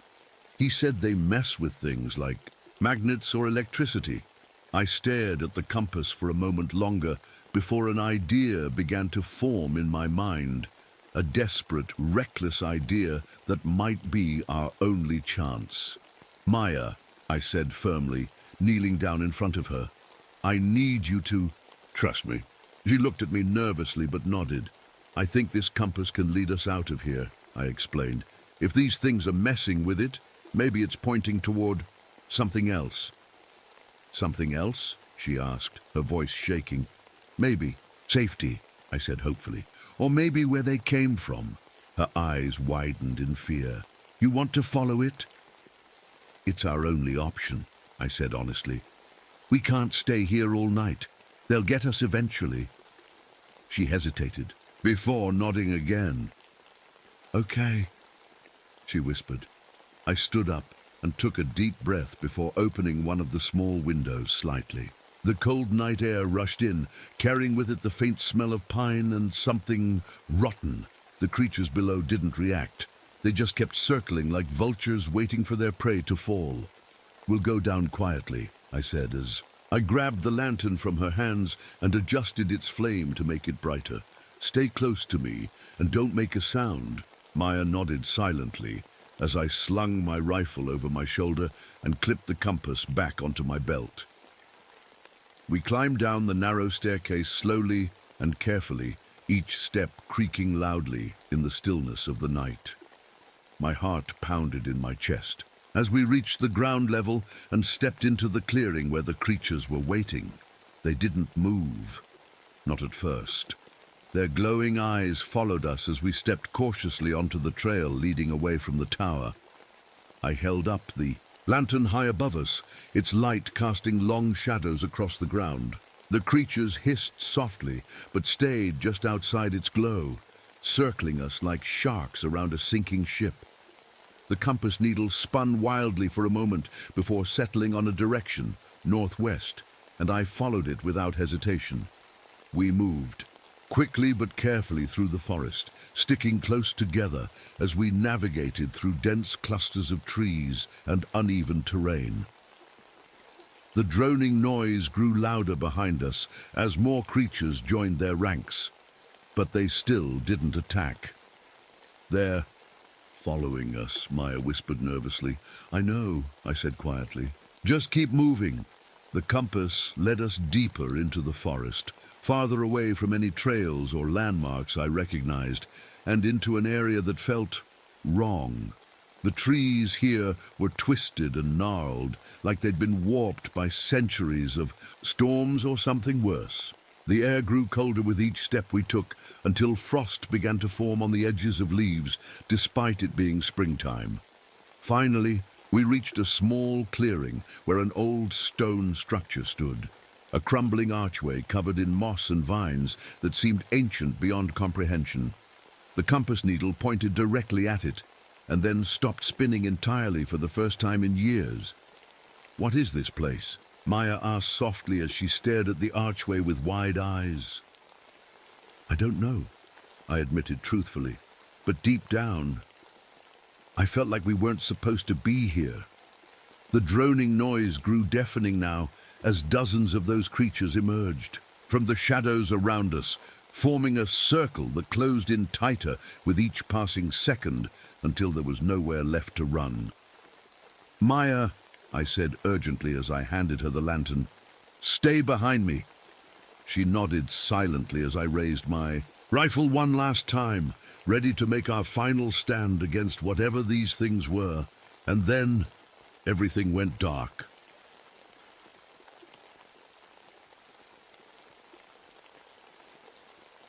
My name is William Harkness, but most folks around here just call me Bill. I'm a park ranger in the Adirondack Mountains, up in New York. It's a quiet life, or at least it's supposed to be. I took this job after coming back from Korea. Figured being out here, away from people, might help me forget some of the things I saw over there. Turns out you can't outrun your own mind. The Adirondacks are beautiful this time of year. Late autumn, when the mountains turn shades of red and gold that look like something out of a painting. The air smells like pine needles and damp earth, and the lakes are so still they look like mirrors. But there's something about this place that's heavy, like the forest is holding its breath, waiting for something to happen. I work out of a ranger station that's about as remote as it gets. It's just me, a radio that barely works half the time, and my horse, Thunder. He's a big black stallion with more sense than most people I know. We spend our days patrolling the trails, making sure hikers don't get lost and keeping an eye on the wildlife. It's lonely work, but I like it that way. The locals around here tell stories about these woods, old legends passed down from the indigenous tribes who've lived here for centuries. They talk about spirits, things that walk in winter when the hunger sets in. I never paid much attention to those stories, not until recently. See, things have been strange lately. The weather's been colder than it should be for this time of year. Snow came early, and it's been sticking around like it doesn't want to leave. The forest feels quieter too, like even the animals know something's wrong. Sometimes, when I'm out on patrol, I get this feeling like I'm being watched. But every time I turn around, there's nothing there. I'll be honest with you. I've got my own demons to deal with. Nightmares about Korea wake me up most nights in a cold sweat, and then there's the drinking. I keep a flask in my saddlebag for emergencies, though if you asked me what counts as an emergency these days, I couldn't tell you. My supervisor keeps threatening to fire me if I don't get my act together. But what does he know? He wasn't there when everything went to hell. There's a picture I carry with me everywhere, a photo of my ex-wife and our little girl. Haven't seen them in years now. My wife left after she got tired of dealing with my moods and my drinking. Can't say I blame her, but that picture, it reminds me that once upon a time I had something worth fighting for. Anyway, back to the woods. A few days ago, Tom Running Bear, one of the other rangers, stopped by the station to check on me. Tom's one of the few people around here who doesn't treat me like some washed-up war vet who drinks too much. He grew up hearing all those old stories about this place and believes every word of them. The hungry season's coming. He told me that day, his voice low, like he didn't want anyone else to hear him, even though we were alone. What's that supposed to mean? I asked him. "You'll see," he said before heading back out into the snow. At first I thought he was just messing with me, trying to scare me or something, but now I'm not so sure. The first time I noticed something was off, I was out on patrol with Thunder. It was early morning, and the frost on the ground sparkled like broken glass under the weak sunlight. We were riding through a stretch of old-growth pines, the kind that tower over you like ancient guardians. The air was so still, I could hear every creak of the saddle and every puff of Thunder's breath. That's when we found it, a deer carcass lying just off the trail. At first I thought it was a wolf kill. Happens all the time out here, but when I got closer, something didn't sit right. The deer's body was torn open, but none of the meat had been touched. Just the organs, heart, liver, lungs, all gone. It didn't make sense. Wolves don't waste a kill like that. Thunder snorted and shifted nervously, his ears flicking back and forth. "Easy, boy," I said, patting his neck. But truth be told, I felt it too. That prickling sensation at the back of my neck, like someone was standing just behind me. I scanned the trees but didn't see anything unusual. Still, I couldn't shake the feeling that we weren't alone. A few days later, things got stranger. I was back at the station one night, trying to fix myself some dinner. The radio crackled to life on the shelf behind me. It wasn't unusual. Sometimes we'd pick up chatter from other rangers, or even hunters in the area. But this time it wasn't voices I recognized. At first, it sounded like static, but then I heard it, whispering, faint and garbled, like someone was speaking just out of earshot. I leaned closer, trying to make out what they were saying, but the words didn't make any sense. And then I heard my name. Bill. I froze. The voice was soft and low, almost familiar, but not quite. My stomach turned as a cold sweat broke out on my forehead. Bill, it said again, dragging out the word like whoever or whatever. It was enjoyed saying it. I grabbed the radio and turned it off. The room fell silent except for the sound of my own breathing. The next morning, I tried to convince myself it had been a dream, or maybe just my imagination playing tricks on me. But when I went out on patrol again, things only got worse. Thunder started acting strange, spooking at shadows that weren't there and refusing to go down certain trails we'd ridden 100 times before. At one point, he stopped dead in his tracks and wouldn't move no matter how much I urged him forward.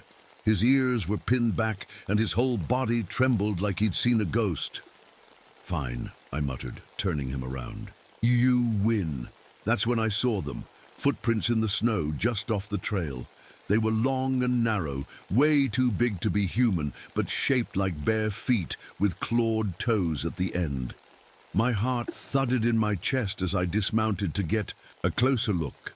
The prints led deeper into the woods before disappearing into a patch of untouched snow. It didn't make any sense. There were no other tracks leading away from them.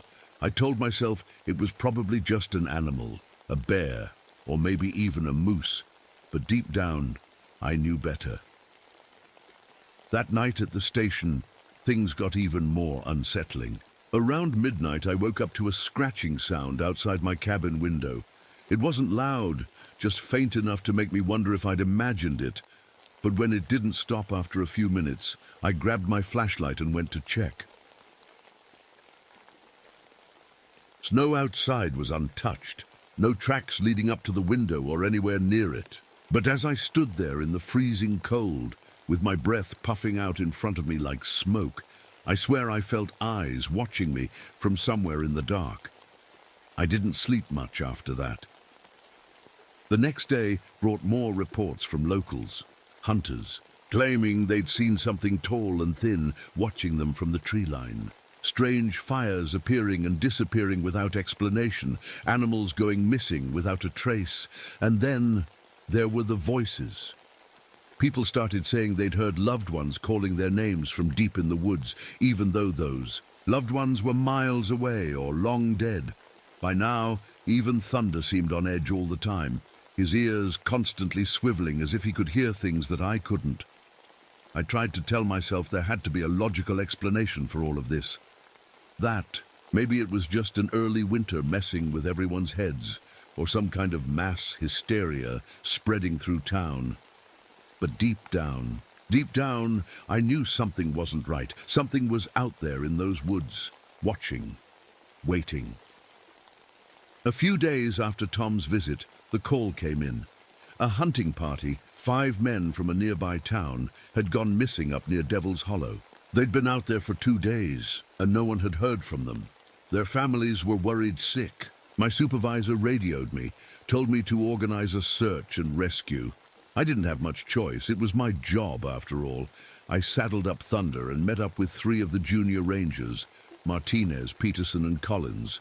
They were good guys, young and eager, but they didn't have much experience in the deep woods. I told them to stick close and follow my lead.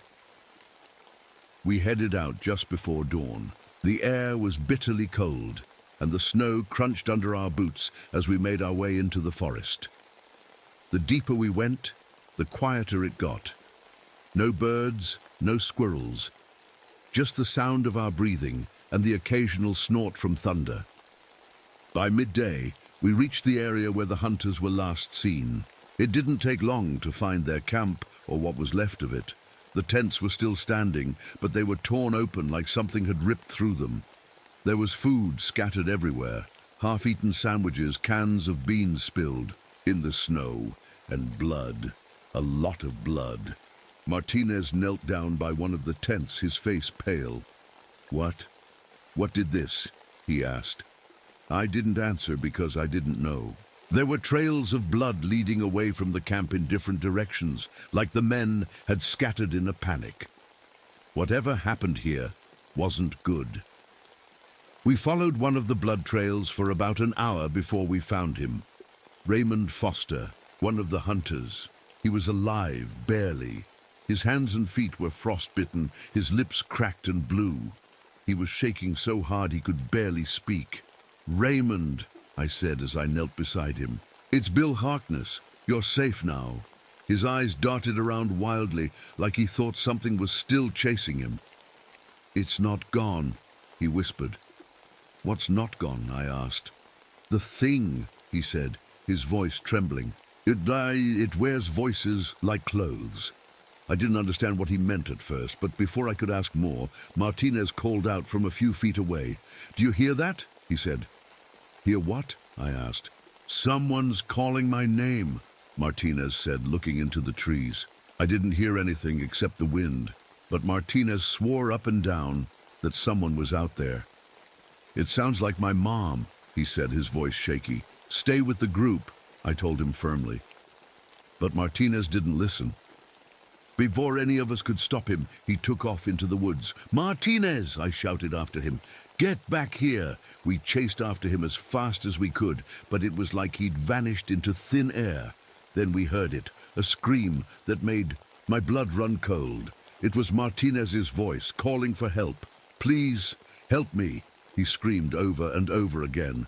We followed the sound until we came to a clearing, but there was no sign of Martinez. Just a trail of blood leading deeper into the woods, and something else too, strange marks on the trees, like claw marks, but longer and deeper than anything I'd ever seen before. Peterson looked at me with wide eyes. What is this?" he asked. I didn't have an answer for him, because nothing about this made sense anymore. That night, we made camp with Raymond Foster, huddled by the fire for warmth. He barely spoke, except to mutter about the thing that had attacked them. "It started with animal sounds," he said quietly as we sat around the fire. "Like wolves or owls, but wrong somehow." "What do you mean, wrong?" Collins asked. "They didn't sound real," Foster said. "And then it started using our voices." The fire crackled as his words hung in the air like a bad omen. That night was the longest of my life. The fire crackled weakly, barely keeping the cold at bay. The wind howled through the trees, and every now and then I thought I heard something else, a faint whisper just on the edge of hearing. Foster sat close to the fire, trembling and staring into the flames like they were the only thing keeping him alive. Peterson was on watch while Collins and I tried to get some rest. It wasn't easy. Every time I closed my eyes, I saw Martinez's face, or what I imagined it looked like now. I kept telling myself we'd find him in the morning, that he was just lost and scared, but deep down, I knew better. "Bill," a voice whispered. My eyes snapped open. It was faint, almost drowned out by the wind, but I knew what I'd heard. "Bill, help me." It was my daughter's voice. I sat up straight, my heart pounding in my chest. It didn't make sense. She was hundreds of miles away, safe with her mom. But there it was again, clearer this time. "Daddy, please." I grabbed my flashlight and stood up, scanning the darkness beyond the firelight. The beam of light cut through the trees, but there was nothing there.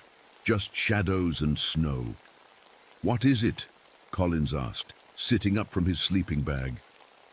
"I thought I heard something," I said, my voice shaky, Before he could respond, Peterson let out a yell from his spot on watch. We all jumped to our feet as he came stumbling back toward the fire, his face pale as a ghost. "It's out there," he said, his voice trembling. "I saw it." "Saw what?" I asked. He pointed into the darkness. Something tall.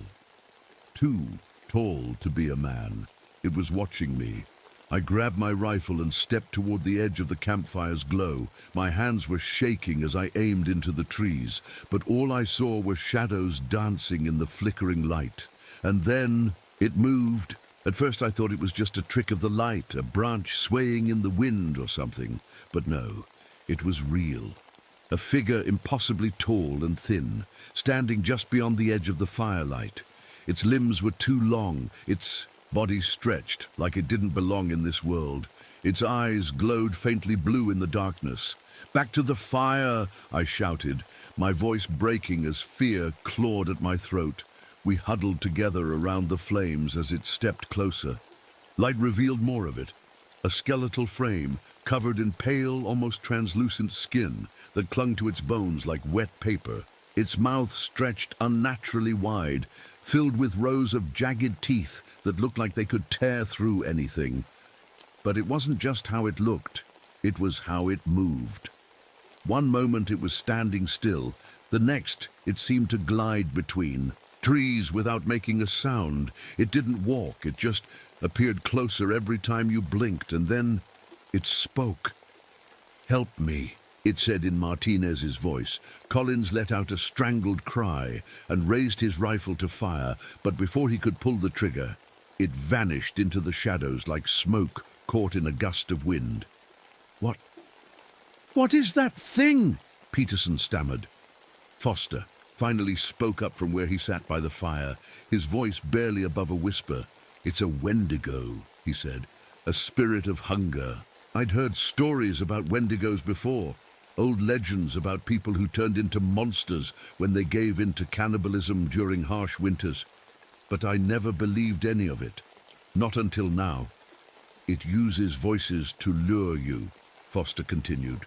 "Once you hear it, you're marked." The fire crackled loudly as his words sank in. The fire was the only thing keeping us together that night. None of us dared move too far from it. Foster's words stuck in my head. "Once you hear it, you're marked." I didn't know if I believed him, but after what I'd seen, I wasn't about to take any chances. The wind picked up, howling through the trees like a living thing. Snow swirled around us, and the temperature dropped so fast that frost began forming on our gear. It felt like the cold was alive, creeping into my bones no matter how close I got to the fire. Then we heard it again. "Help me." It was Martinez's voice calling out from somewhere in the woods. Peterson stood up, his face pale as a sheet. "That's him, he's alive," he said, grabbing his rifle. "Don't," I said, grabbing his arm. "It's not him." "How do you know?" Peterson snapped. "What if he's hurt? What if he needs us?" "It's not him," Foster said quietly from his spot by the fire. "It's it." Peterson hesitated, looking between me and the darkness beyond the firelight. Then we heard another voice. This time it was Collins's wife. "Tommy, come home," the voice called softly. Collins froze, his eyes wide. "That's her," he whispered. "That's my wife." "It's not real," I shouted, but it was too late. Collins bolted into the woods before I could stop him. The rest of us stood there, listening to his footsteps crunching through the snow until they faded into silence, and then came the scream. It was Collins's voice, but it didn't sound human anymore. It was twisted, stretched out like a recording played at the wrong speed. The sound made my stomach turn. "We have to get out of here," Peterson said, his voice shaking. "We can't stay." Before I could respond, something slammed into Peterson from behind and dragged him into the darkness. He didn't even have time to scream, just a muffled grunt and then silence. I grabbed my rifle and spun around, but there was nothing there, just shadows and snow. "It's playing with us," Foster said quietly. "It wants us scared." Well, it's doing a damn good job, I muttered under my breath. Foster looked at me with hollow eyes. You can't fight it, he said. Not like this. What do you mean? I asked. There's only one way to kill it, he said. Fire and silver. I stared at him, trying to make sense of what he was saying. Fire and silver? What kind of fairy tale nonsense was this? But then I remembered something. My flask. It was silver-plated, a gift from my ex-wife back when things were still good between us. And then there was the flamethrower back at the ranger station, a relic from my time in Korea that I'd kept for reasons even I couldn't explain. We need to get back to the station, I said. Foster shook his head. You won't make it, he said. Not with that thing out there. We don't have a choice, I said firmly. Foster looked at me for a long moment before nodding. I'll distract it, he said. What? No, I said. You'll die. I'm already dead, he said quietly, holding up his frostbitten hands. It marked me days ago. There's no saving me. Before I could stop him, Foster stood up and walked into the darkness without another word. I don't know how long I waited after that. Maybe minutes, maybe hours. But eventually, the screams started again. Foster's voice echoed through the forest, drawing the creature away from our camp. I didn't waste any time. Grabbing what little gear I had left, I climbed onto Thunder and rode as fast as I could back toward the ranger station. The blizzard hit hard as we rode through the trees. Snow whipped at my face, and Thunder struggled to keep moving through the drifts. Every now and then, I thought I saw something moving in the shadows, blue eyes watching me from between the trees, but I didn't stop. When we finally reached the station, I jumped off Thunder and ran inside, slamming the door behind me. My hands were shaking as I grabbed the flamethrower from its spot in the corner and checked to make sure it still worked. Then came the scratching at the door. At first it was faint, just a soft scrape of claws against wood. But then it grew louder, more insistent. Bill, a voice whispered from outside. It sounded like my daughter again. Daddy, let me in.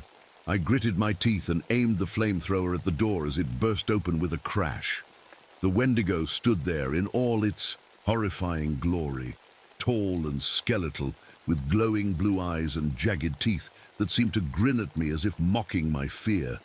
I didn't give it a chance to move. Pulling the trigger on the flamethrower, I sent a jet of fire straight at it. The creature let out an unearthly scream, a sound like dozens of voices crying out in pain all at once, as flames engulfed its body. But it wasn't enough. The Wendigo lunged at me through the fire, its claws raking across my arm as I stumbled backward. My hand brushed against my flask, the silver flask, and without thinking, I threw it at the creature with everything I had. The flask hit its chest and sizzled on contact like acid burning through flesh. The Wendigo let out another scream before collapsing onto the floor in a heap of ash and smoke. I collapsed too, barely able to breathe as exhaustion and pain took over. When I woke up, the fire had burned out and the room was freezing cold. My left hand was numb, and when I looked down, I realized why. Frostbite. The Wendigo's claws had torn through my jacket and gloves, and the cold had done the rest. My fingers were blackened, stiff as wood. I knew I'd lose them. The station was quiet now, too quiet. The only sound was my own ragged breathing and the faint crackle of ash where the Wendigo had fallen. There wasn't much left of it, just a pile of charred bones and soot on the floor. But even then, I didn't feel safe. I stumbled to the radio, hoping against hope that it still worked. My hands shook as I turned the dials, trying to find a signal through the static. "This is Ranger Harkness," I said into the mic, my voice hoarse. "I need help. Anyone out there?" For what felt like forever, there was nothing but static. Then finally, a voice came through, faint but clear enough to understand. "Ranger Harkness, this is Base. What's your status?" Relief washed over me like a wave. "I'm injured," I said. "Blizzard's bad. Need evac." "Hang tight," the voice said. "We're sending a team." I dropped the mic and slumped against the wall. my body aching from head to toe. Help was coming, but I didn't know if I'd make it until then. The hours dragged by as I waited. The blizzard raged outside, snow piling up against the windows until it felt like I was buried alive. Every now and then, I thought I heard whispers in the wind, faint voices calling my name, but I told myself it was just my imagination. When the rescue team finally arrived 2 days later, they found me half frozen and barely conscious. They bundled me into a sled and hauled me out of there while Thunder followed close behind, his breath steaming in the icy air. I don't remember much about the trip back to town or the hospital stay that followed. They told me later that I'd lost 3 fingers to frostbite and nearly died from exposure. But none of that mattered to me, not after what I'd seen. The doctor said it was trauma, that my mind had made up stories to cope with the stress of being stranded in a blizzard. But they didn't see what I saw. They didn't hear the voices or feel that thing's claws tearing into them. After they discharged me from the hospital, I went back to my cabin near the station. Not because I wanted to, but because something inside me needed answers. I started reading everything I could find about Wendigos, old legends, survivor accounts, anything that might explain what happened out there. Tom Running Bear came by one day while I was packing up my things. "You survived," he said simply. "Barely," I replied. He nodded like he'd expected that answer. "You know it's not over," he said after a long pause. "What do you mean?" I asked. "The Wendigo doesn't just go away," he said quietly. "Once it marks you, it never really leaves." I didn't know how to respond to that, so I just nodded and went back to packing. That night, as I sat by the fire in my cabin, I thought about everything that had happened. The voices, the footprints, Foster's sacrifice, Collins and Peterson, Martinez, all gone because of that thing. I thought about my daughter too, the sound of her voice calling for me in the woods, even though she wasn't there. Was it really just a trick? Or was there something more to it? As the fire burned low and shadows crept across the walls, I noticed something strange on the window pane, a pattern forming in the frost. At first, it looked like random lines and swirls, but then it became clear: antlers. I stared at it for what felt like hours before finally grabbing my bag and heading for the door. As much as part of me wanted to stay and fight whatever might come next, another part of me knew better. Some things aren't meant to be fought, not by people like me anyway. Now, wherever I go, I carry 2 things with me at all times: a lighter and silver bullets, in case that thing ever comes back. Because if there's one thing I've learned from all this, it's that some monsters are real.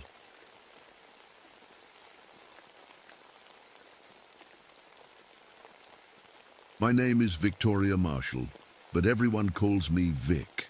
I'm 31, a park ranger, and the first woman to ever hold that title at Mount Rainier National Park. It's not an easy job, but I've never been one to back down from a challenge. Before this, I was an army medic in Vietnam, patching up soldiers in the middle of chaos.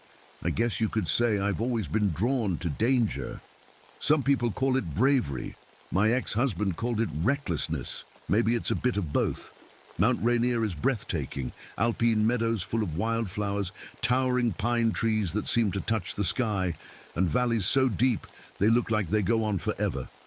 But lately, something feels off.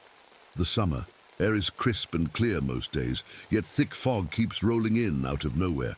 It's not normal, not here, not this time of year. Even the weather monitoring equipment at my observation post can't explain it.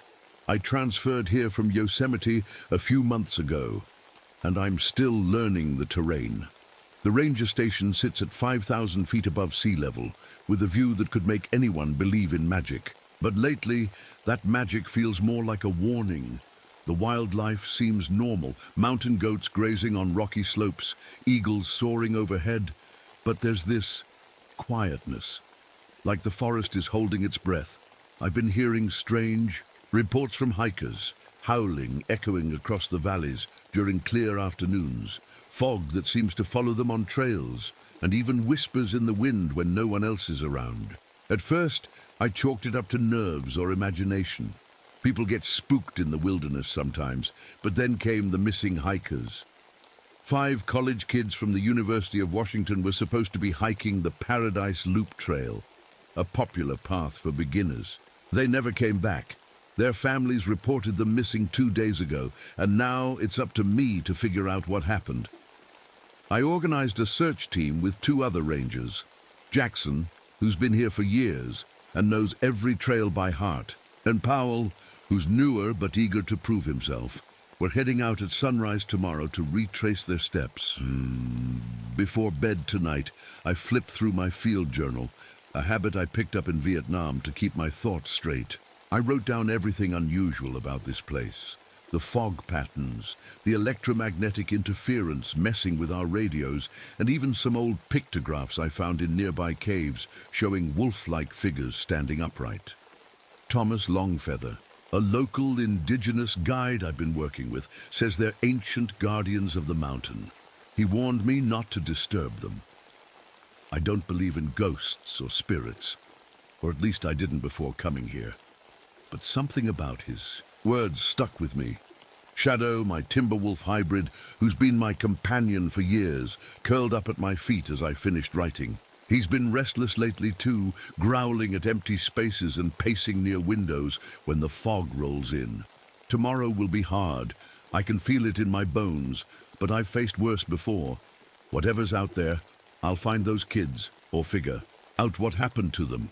As I turned off the lamp and climbed into bed, Shadow let out a low growl toward the window where fog was starting to gather again. My stomach tightened as I whispered to myself, "It's just weather, right?" The next morning, the sun was just beginning to rise as we set out. The air was cool, and the fog clung to the ground like a thin gray blanket. Jackson led the way, his rifle slung over his shoulder.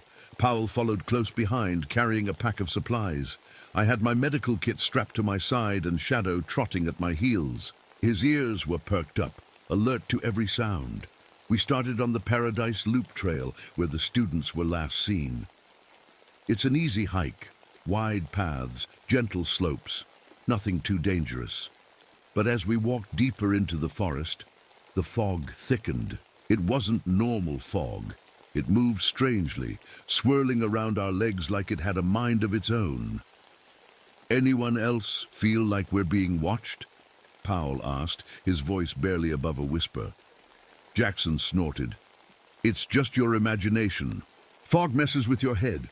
I didn't say anything, but I felt it too, that prickling sensation on the back of my neck, like eyes were following us from somewhere in the trees. After about 2 hours of hiking, we found their campsite, or what was left of it. The tents were shredded, ripped apart from the inside out. Sleeping bags and backpacks were scattered everywhere, torn open like someone or something had been searching through them.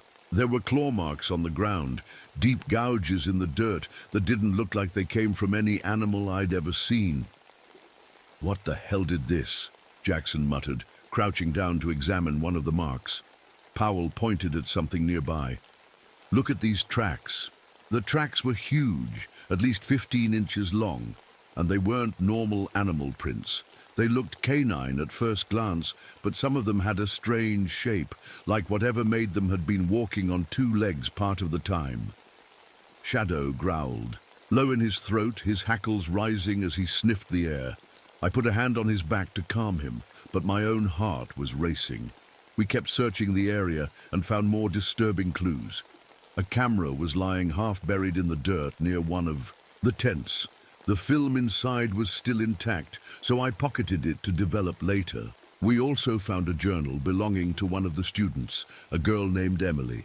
The entries started off normal, descriptions of their hike, jokes about how one of their friends kept tripping over roots. But then they got darker. She wrote about feeling like they were being followed, hearing strange howling at night, and seeing shadows moving in the fog. Her last entry sent chills down my spine.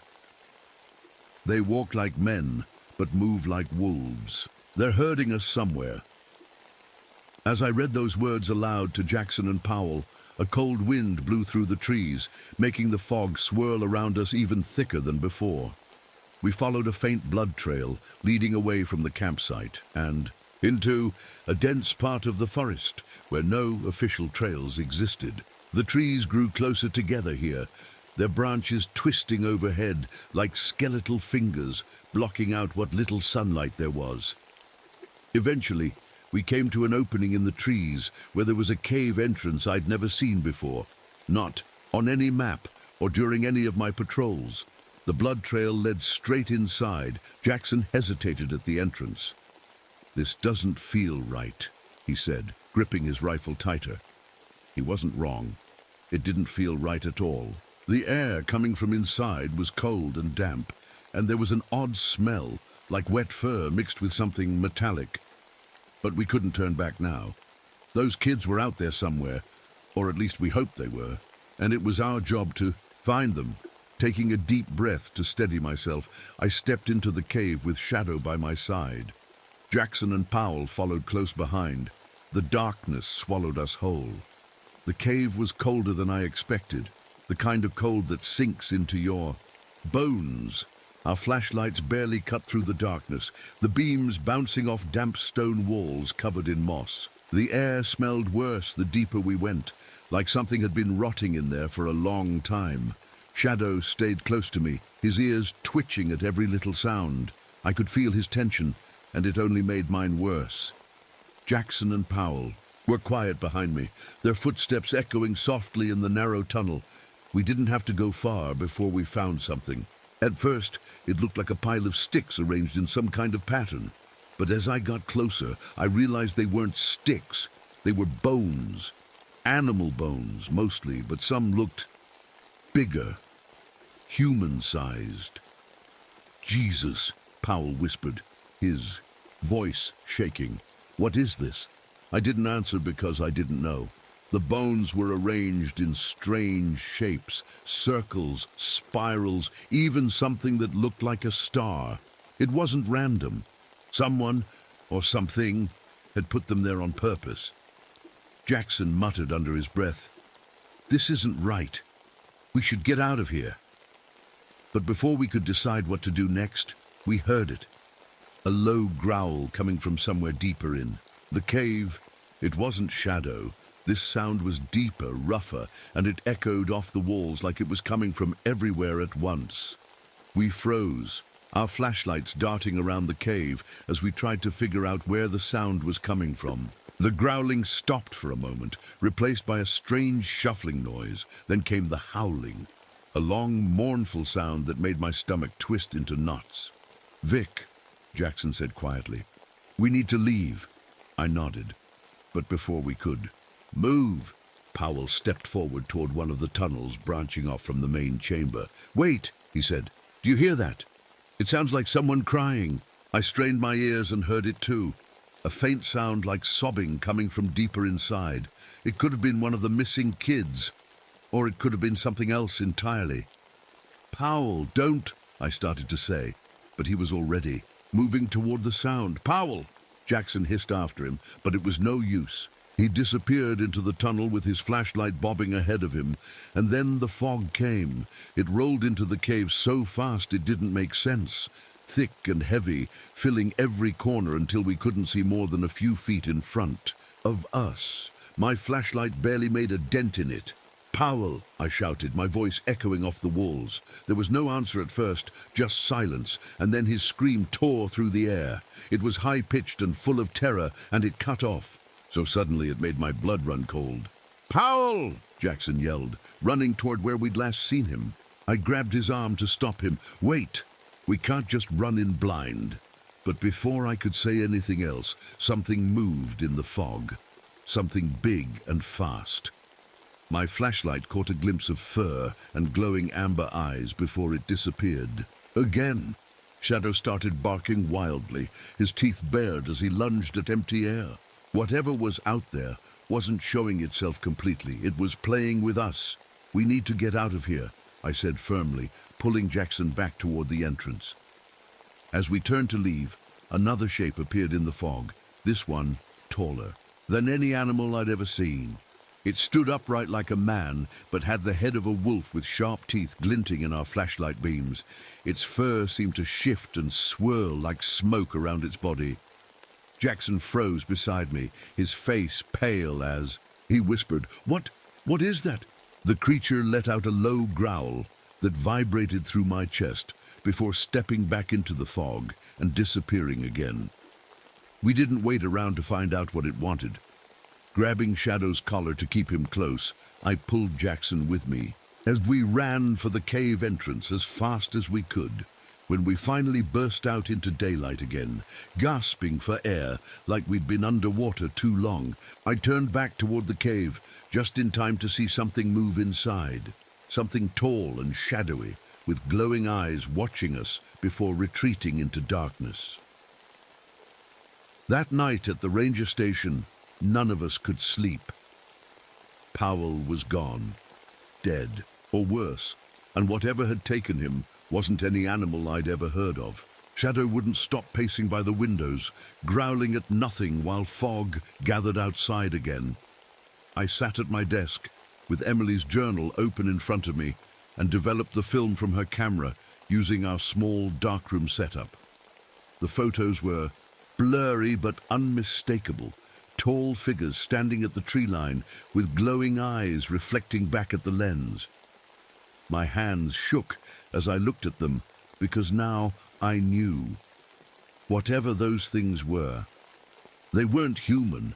That night the fog came in heavier than ever.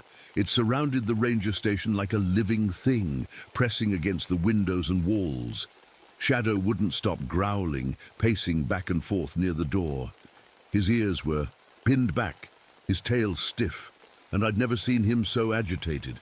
Jackson was sitting at the table, his rifle resting across his lap. He hadn't said much since we got back from the cave. I could tell he was shaken. Powell's screams still echoed in both of our heads, but he was trying to keep it together. I was flipping through Emily's journal again, hoping to find something we'd missed. Her words felt like they were staring back at me. They walk like men, but move like wolves. They're herding us somewhere. The radio crackled suddenly, breaking the silence. I grabbed it, hoping for backup or even just some normal human voice on the other end. "Hello, this is Ranger Marshall at Mount Rainier Station," I said quickly. "We need immediate assistance. Missing hikers, possible animal attack." Static hissed back at me, followed by something that made my blood run cold. A long, low howl. Jackson stood up fast, his chair scraping across the floor. "What was that?" Before I could answer, Shadow started barking wildly at the window nearest. To the door. I grabbed my flashlight and shone it outside, but all I could see was fog swirling around like smoke caught in the wind. Then came the scratching, a slow, deliberate sound like claws dragging across wood. It wasn't just one spot. It was everywhere.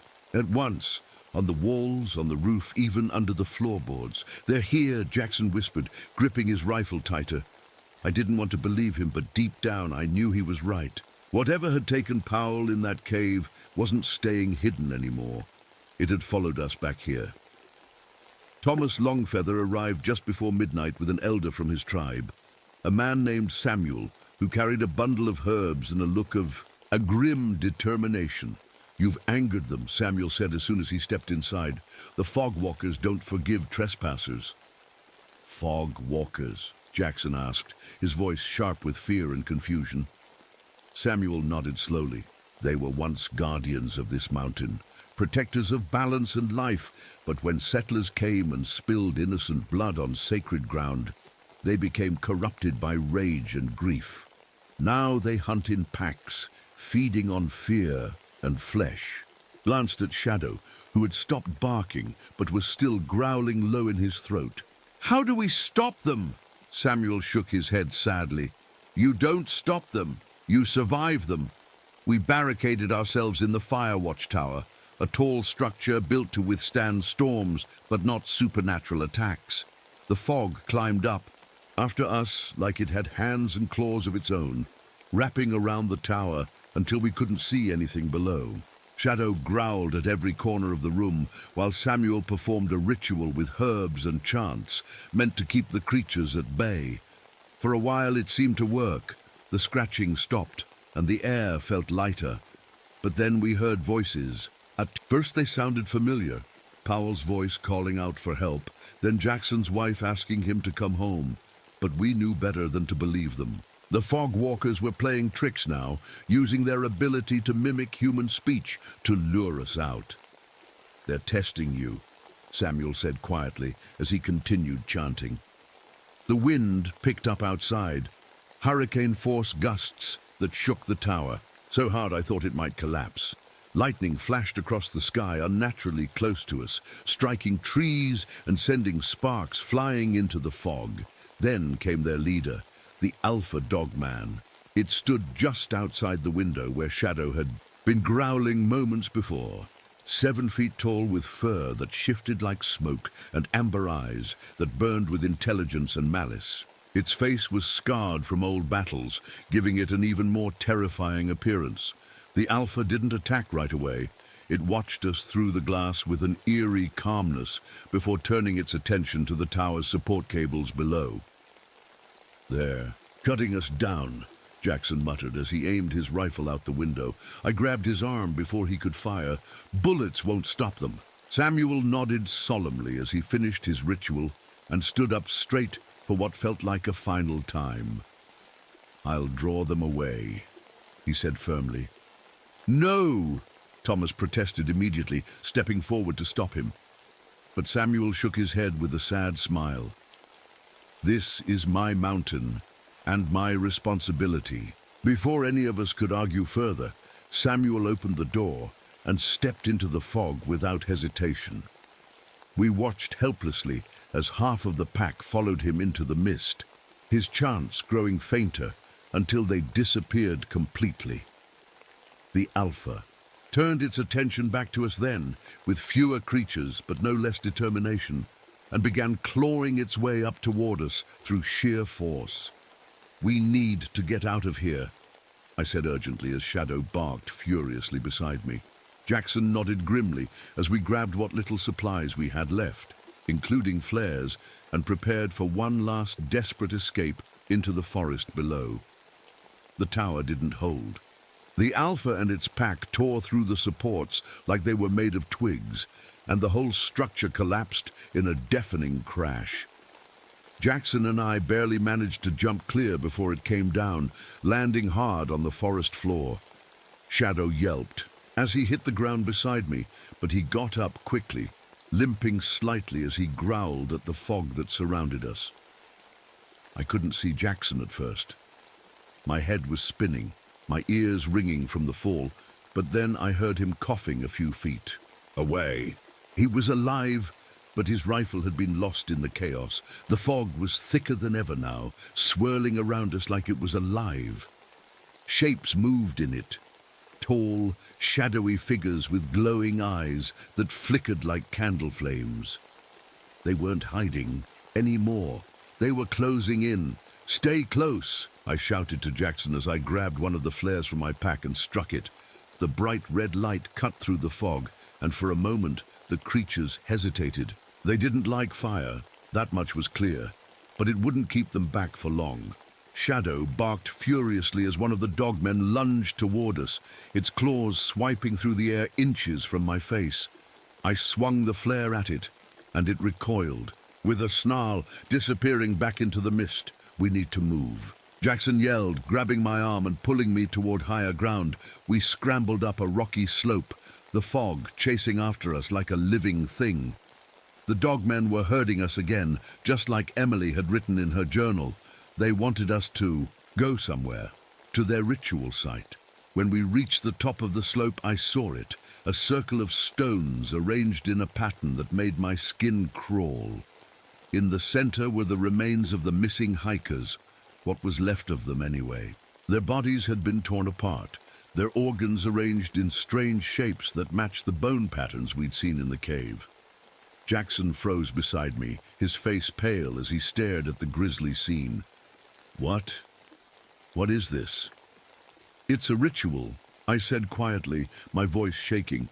"They're summoning something." The Alpha appeared then, stepping into the circle with slow, deliberate movements. It was even bigger up close, its fur swirling like smoke around its massive frame, its amber eyes locked onto me with an intensity that made my chest tighten. Shadow growled and lunged at it without hesitation, his teeth sinking into its leg. The Alpha let out a furious roar and swiped at him with its claws, throwing him to the ground.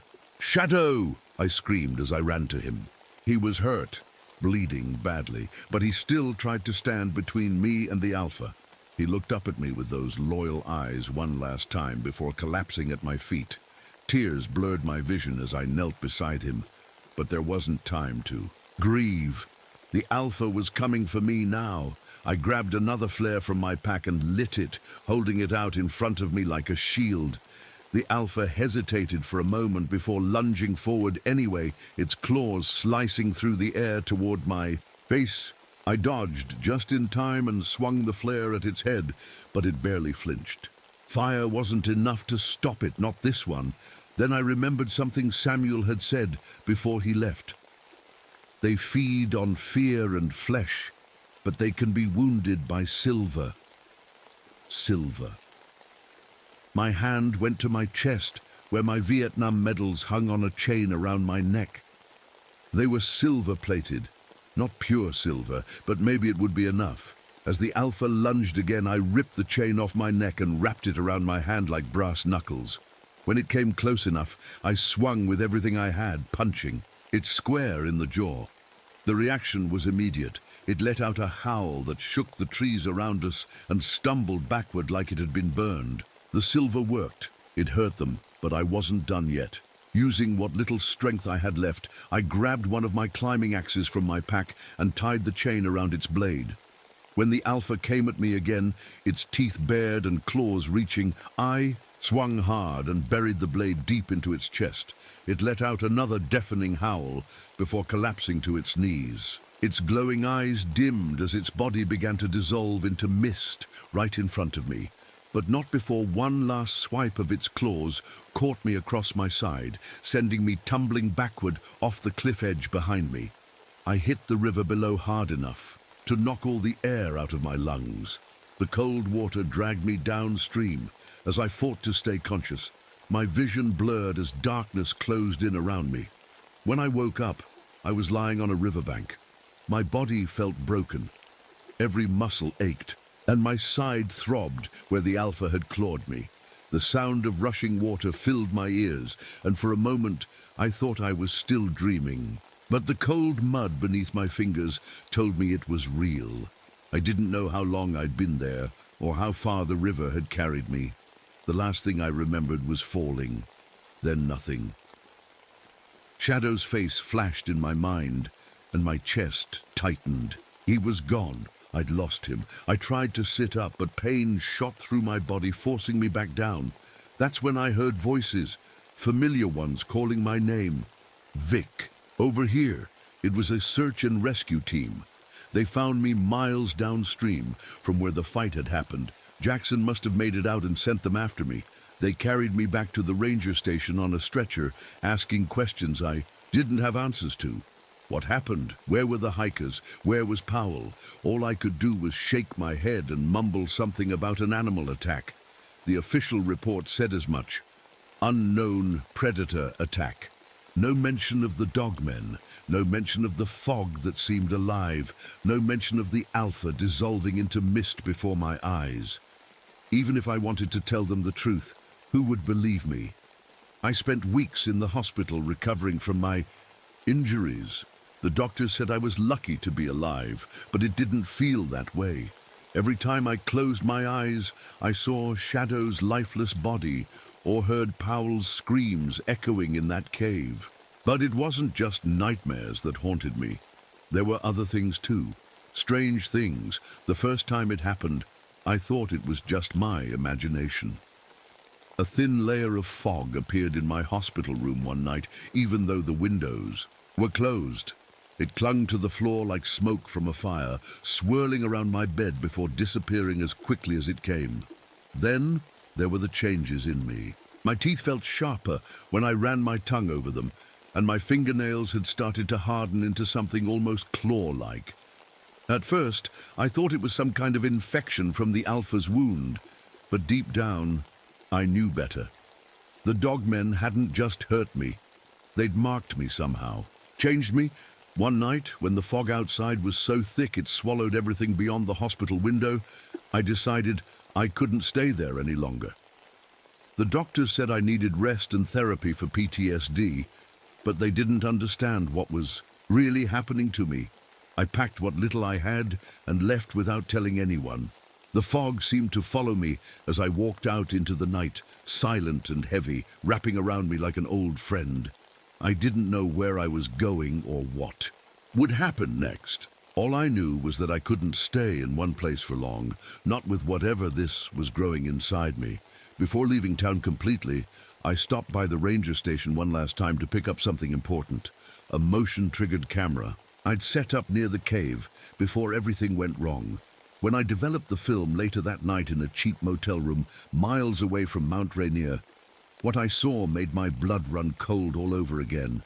The photos showed figures moving through the fog, tall and bipedal with glowing eyes that stared directly into the lens before dissolving into mist. In one of the final shots, there was something else too, a reflection of myself standing in the fog. But it wasn't quite me. My eyes were glowing amber. I don't know what's happening to me, or how much time I have left before whatever this is takes over completely, but one thing is certain. I can't go back to being who I was before. The dogmen didn't just take those hikers or Powell or Shadow. They took part of me too. And now they're inside me somehow. I've started mapping fog patterns across the Pacific Northwest from wherever I can find shelter, cheap motels, abandoned cabins, anywhere off-grid where no one will ask questions about why my nails look like claws or why fog seems to follow me everywhere I go. Sometimes at night, when everything is quiet and still, I catch myself staring into mirrors longer than normal, watching as my pupils narrow into slits or as faint wisps of mist curl around my shoulders like smoke. I don't know how much longer I can fight this, or if I even want to anymore. The last entry in my journal reads, "They walk like men, but move like wolves." Now, so do I.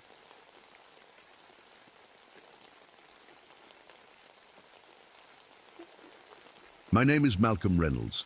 I'm 35 years old, and I work as a park ranger at Carlsbad Caverns National Park in New Mexico. It's a breathtaking place, full of underground wonders, massive chambers, towering stalagmites, and formations that look like something out of a dream. But for me, it's also a nightmare. You see, I wasn't always a park ranger. Before this, I was a soldier in Vietnam.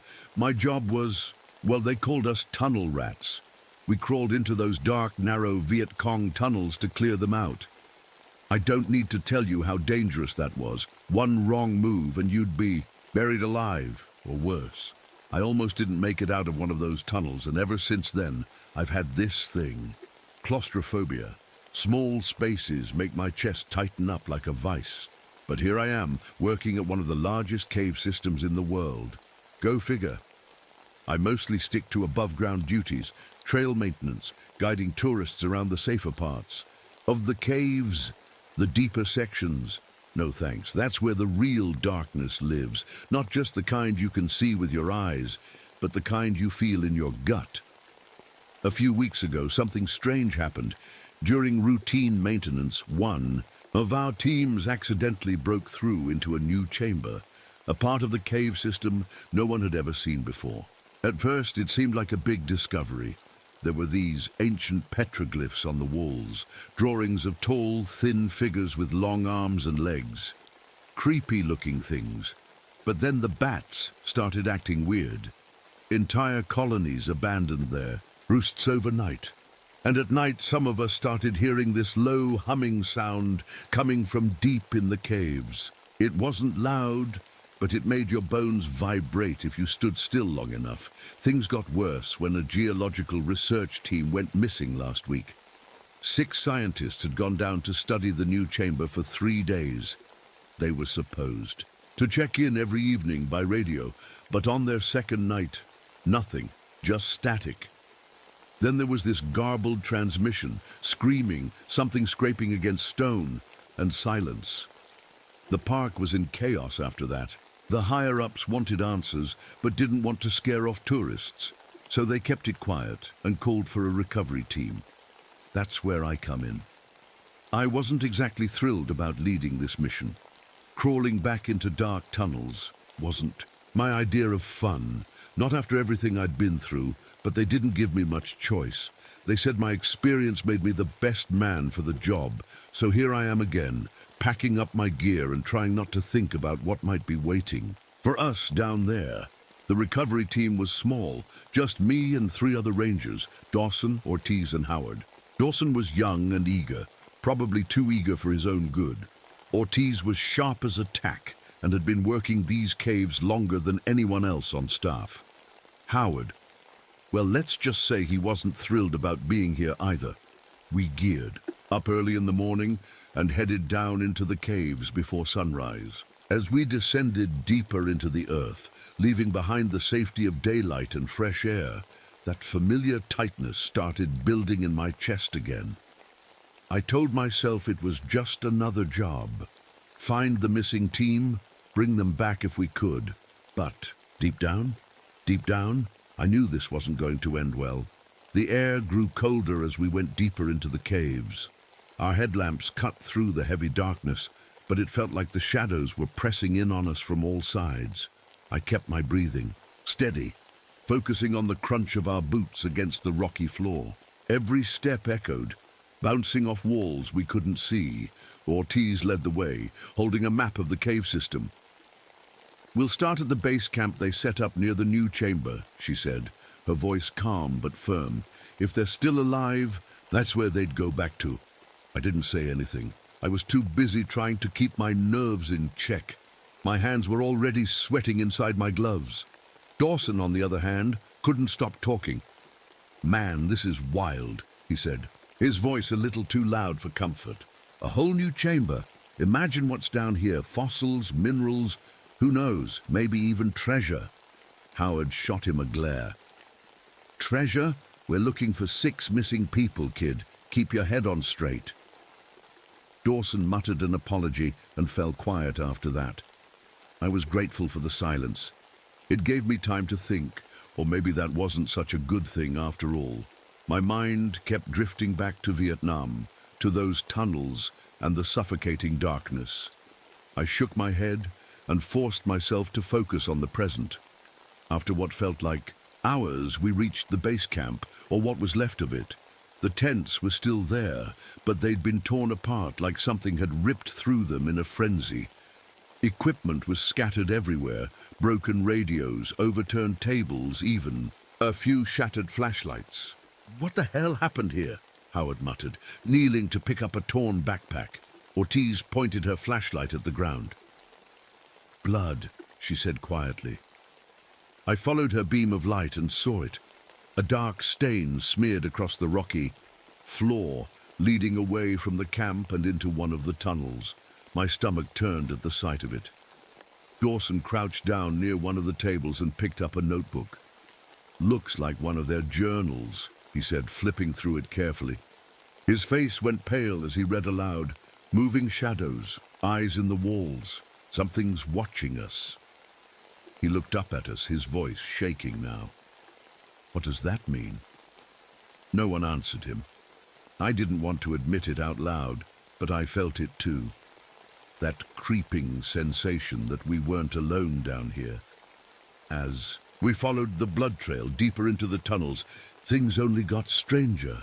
We found more abandoned equipment, cameras with shattered lenses, notebooks with pages torn out, but no sign of the scientists themselves. Ortiz stopped suddenly and knelt by a pile of dirt and rock near one wall. "Look at this," she said, brushing away some of the debris to reveal a strange carving in the stone beneath it, a long-limbed figure with hollow eyes and arms stretched out like it was reaching for something. Or someone.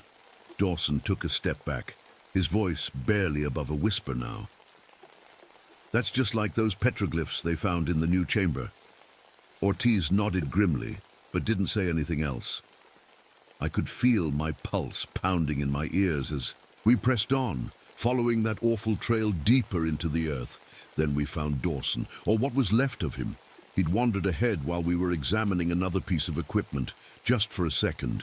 But when we caught up to him, he wasn't standing anymore. He was part of the wall. His body was fused halfway into solid rock, like he'd been swallowed by it mid-step. His eyes were open, darting around wildly in pure terror, but he couldn't move anything else, not even his mouth to scream. "Oh my God," Ortiz whispered, backing away slowly. Howard raised his rifle instinctively, though I wasn't sure what he thought he could shoot at. "We have to get him out." Dawson's voice cracked as he stepped forward. "No!" Howard barked back sharply before turning to me with wide eyes full of panic. "What now?" I froze. My mind couldn't process what I was seeing. Dawson, alive, but trapped halfway in the rock like the cave itself had swallowed him. His eyes darted around frantically, pleading for help, but his body was completely still, fused into the stone. Ortiz was the first to snap out of it. "We have to do something," she said, her voice trembling but determined. She reached out to touch him, but I grabbed her arm. "Don't," I said, sharply. She looked at me like I'd lost my mind. "We can't just leave him like this." I didn't know what to say. I didn't even know what to think. This wasn't natural. It couldn't be. People don't just merge with rock. Howard stepped forward, his rifle still raised. "He's suffering," he said quietly. "We can't leave him like this."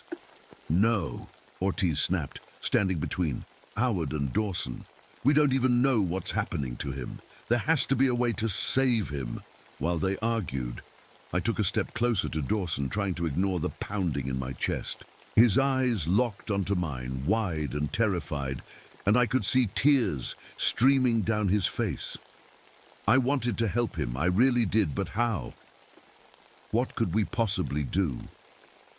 Then I heard it, a faint scraping sound, like stone grinding against stone, coming from somewhere deeper in the tunnel. It was slow at first, almost rhythmic, but it was getting louder, closer. "Do you hear that?" I whispered, cutting through their argument. They fell silent, and we all listened. The sound was unmistakable now. Something was moving in the darkness ahead of us. Howard took a step back, his grip tightening on his rifle. "What the hell is that?" Before anyone could answer, it appeared. At first, it looked like part of the wall was shifting, like the rock itself was alive. But then it stepped into the beam of my flashlight. My breath caught in my throat as I saw it clearly for the first time. A tall, thin figure with impossibly long limbs and skin that seemed to shimmer and change color to match its surroundings. It didn't have eyes, at least not that I could see, but its head tilted toward us like it could sense us anyway. Its movements were slow and deliberate as it stepped closer, its joints bending in ways that made my stomach turn. And then it opened its mouth, or what I thought was its mouth. The slit ran all the way down its torso, lined with rows of jagged crystalline teeth that glinted in the light. No one moved. No one breathed. Then Howard broke the silence. "Run!" he shouted, firing his rifle at the creature. The gunshots echoed through the tunnel, deafening in the confined space, but they didn't seem to hurt it at all. The bullets hit its body and just disappeared, like they were being absorbed into the rock. The creature lunged forward with impossible speed, its long arms reaching for Howard as he tried to reload. Before any of us could react, it grabbed him by the legs and dragged him toward a narrow crevice in the wall. "Help me!" Howard screamed, kicking and struggling as he disappeared inch by inch into the crack that was far too small for a human body. I grabbed Ortiz and pulled her back as Howard's screams were cut off abruptly, leaving only silence behind. We stood there for what felt like an eternity, staring at the empty space where Howard had been just moments ago. What just happened? Ortiz whispered finally. I shook my head slowly. I don't know, I admitted. My voice sounded hollow, even to me. Ortiz turned back toward Dawson, still frozen in place, and let out a shaky breath. We can't stay. Here, she said firmly, whatever that thing is, there might be more of them. She was right. As much as it killed me to leave Dawson behind like that, we didn't have a choice. We'll come back for him, I promised quietly as we started moving again, following another tunnel away from where we'd seen the creature, but deep down, I wasn't sure if we'd make it out ourselves. Ortiz and I moved as quickly as we could through the tunnels, our footsteps echoing in the suffocating silence. Neither of us spoke. What could we even say? Howard was gone. Dawson was part of the wall, and something was hunting us. My hands were trembling and my chest felt tight, but I forced myself to keep going. The tunnel twisted and turned, the walls seeming to close in around us. Every sound, every drip of water, every scrape of our boots felt like it was amplified 100 times. Ortiz kept glancing over her shoulder, her flashlight beam darting behind us. Do you think it's still following us? She whispered. I didn't answer right away. I didn't want to lie to her, but I also didn't want to admit the truth. I had no idea. We just need to keep moving, I said finally, trying to sound more confident than I felt. We came to a fork in the tunnel, a split leading in 2 different directions. Ortiz stopped, shining her light down each path. Which way? She asked, her voice tight with fear. I hesitated, looking back and forth between the 2 options. Both paths disappeared into darkness, but something about the one on the left made my skin crawl. It felt wrong, like the air was heavier somehow. Right, I said quickly. We go right. Ortiz nodded and started down the tunnel without question. I followed close behind, my heart pounding in my ears. The tunnel opened up into a massive chamber, a space so large that our flashlights couldn't reach the walls or ceiling. The air was thick and damp, carrying a faint metallic smell that made my stomach turn, and then I saw them, hundreds of them. They were hanging from the walls and ceiling like bats, their long limbs folded against their bodies. Their skin shimmered faintly in the light, blending perfectly with the stone around them. They weren't moving, at least not yet, but just looking at them made my knees go weak. Oh my God, Ortiz whispered, her voice barely audible. I grabbed her arm and pulled her back into the shadows of the tunnel before she could step any closer. Don't make a sound, I hissed. We crouched there for what felt like an eternity, watching the creatures as they hung there in eerie silence. My mind raced as I tried to make sense of what we were seeing. They're hibernating, Ortiz whispered finally, her voice shaking. Hibernating, I repeated, glancing at her. She nodded slowly, her eyes never leaving the creatures. It makes sense. If they've been down here for centuries, maybe longer, they'd need to conserve energy. I didn't respond. My eyes were drawn to something else on the far side of the chamber, a cluster of shapes embedded in the wall that didn't look like rock, human shapes. I swallowed hard and forced myself to move closer for a better look, keeping low and quiet as I crept along the edge of the chamber. When I got close enough to see them clearly, my stomach lurched. They were people, or at least they had been once. Their bodies were cocooned in some kind of mineral secretion that had hardened around them like stone. Their faces were visible through cracks in the surface, frozen in expressions of terror. One of them was still alive. It was one of the missing scientists, a woman with dark hair and hollow cheeks. Her eyes flicked toward me as I approached, wide with fear and pain. "Help!" she rasped weakly, her voice barely audible. Ortiz appeared beside me, her face pale as she stared at the woman. "What did they do to you?" she whispered. The woman's lips moved again, but no sound came out this time. Ortiz reached out to touch her shoulder gently, but before she could make contact, something shifted behind us. A low rumble that made the ground vibrate beneath our feet. I turned just in time to see one of the creatures drop from its perch on the ceiling, landing silently on all fours like a predator stalking its prey. "They're waking up," Ortiz breathed. Panic surged through me as more of them began to stir, slowly at first, then faster as they unfolded their long limbs and began climbing down from the walls. "We have to go," I said urgently, grabbing Ortiz's arm and pulling her back toward the tunnel we'd come from. But before we could reach it, another creature stepped into our path, its elongated body blocking our escape route completely. We were trapped. I froze, my heart hammering in my chest. The creature in front of us tilted its head, its skin shifting colors to blend perfectly with the stone around it. It didn't have eyes, but I could feel it watching us, studying us. Behind it, more of them were waking up, their long limbs unfolding. As they climbed down from the walls like spiders, Ortiz gripped my arm tightly. "What do we do?" she whispered, her voice trembling. I didn't have an answer.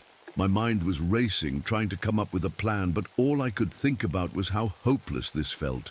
We were trapped in their territory, surrounded by creatures that could move through solid rock like it was water. And then I saw it. A faint flicker of light, reflecting off something metallic on the far side of the chamber. It was a canister of emergency explosives, left behind by the research team. "We blow the chamber," I said quickly, keeping my voice low. Ortiz's eyes widened. "Are you crazy? We'll bury ourselves alive." "It's the only way," I said firmly. "If we don't stop them here, they'll make it to the surface." She hesitated for a moment, then nodded. Okay. We moved slowly and carefully, staying low as we crept along the edge of the chamber toward the explosives. The creatures were still waking up, their movements slow and deliberate as they adjusted to being out of hibernation. I kept my flashlight off, relying on the faint glow from their shimmering skin to guide us. When we reached the canister, Ortiz knelt down and began inspecting it. "It's still intact," she whispered, "but we'll need to set a timer." "How long?" I asked, glancing nervously at the creatures as they began to move toward us, their elongated limbs bending in unnatural ways. 5 minutes, she said quickly. "That should give us enough time to get out, if we're fast."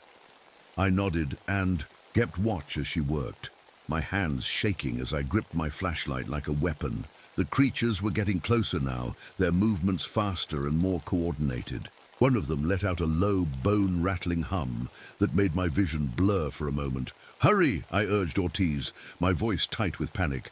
"I'm almost done," she said through gritted teeth. Then one of them lunged. It moved so fast I barely had time to react. Its long arm shot out toward Ortiz, but she ducked just in time, and the creature's claws scraped against the stone where she'd been kneeling. "Go!" I shouted, grabbing her by the arm and pulling her away from the canister. We ran toward one of the tunnels leading out of the chamber, but the creatures were faster. They moved through the walls and floor like ghosts, cutting off our escape at every turn. Ortiz stopped suddenly and shoved something into my hands. The detonator. "What are you doing?" I yelled. "You have to finish this," she said firmly, her eyes filled with determination. Before I could stop her, she turned and ran straight toward the creatures, her flashlight swinging wildly as she screamed to get their attention. "Ortiz!" I shouted after her, but it was too late. The creatures swarmed her instantly, their long limbs wrapping around her as they dragged her back toward the center of the chamber. I wanted to go after her, I really did. But I knew what she was doing. She was buying me time. With tears streaming down my face, I turned and ran as fast as I could down one of the tunnels leading away from the chamber. The ground shook beneath me as I sprinted through the darkness, counting down the seconds in my head. 5, 4, 3, 2. I hit the detonator. The explosion roared through the caves like thunder, knocking me off my feet and sending a wave of heat and dust rushing past me. The tunnel collapsed behind me in a deafening crash of stone and debris. For a moment, everything went silent. Then I heard it, a faint hum coming from somewhere deep below me, and I realized that even with the chamber destroyed, It wasn't over yet. I don't know how long I lay there in the dark, coughing and gasping for air. The explosion had knocked the wind out of me, and my whole body ached from the impact. Dust filled the air, making it hard to breathe, but I was alive. Somehow, I was alive. Slowly, I pushed myself to my feet, using the wall for support. My flashlight was cracked but still working, its beam flickering as I shone it down the tunnel ahead. The way back was completely blocked. Tons of rock and debris had sealed off the chamber. Ortiz was gone. Howard was gone. Dawson... I swallowed hard and forced myself to keep moving. There had to be another way out. The tunnel twisted and turned, leading me deeper into the cave system. My chest felt tight, not just from the dust, but from the claustrophobia clawing at the edges of my mind.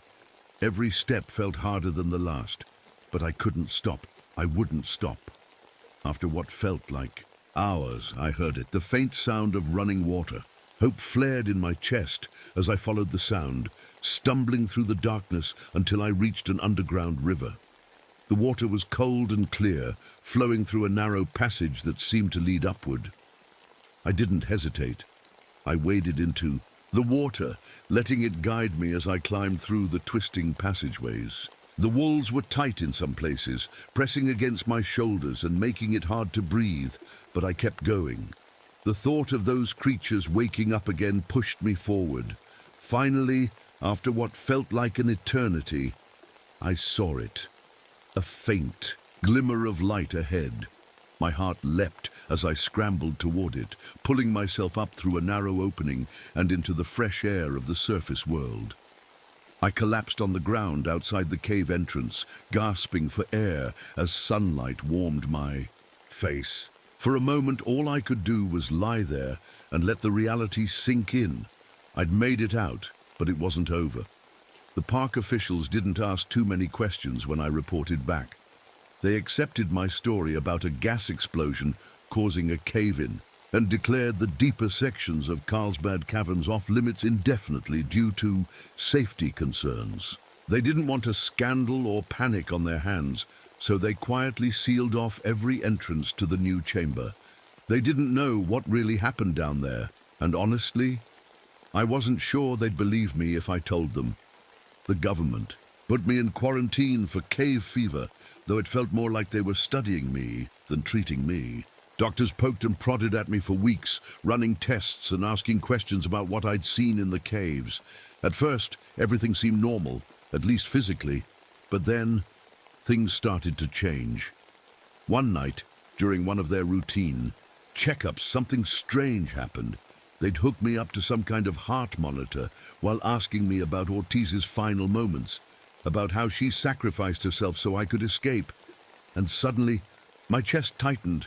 The walls of the room seemed to close in around me as panic set in, but instead of freezing up like I always did during claustrophobic episodes, something snapped.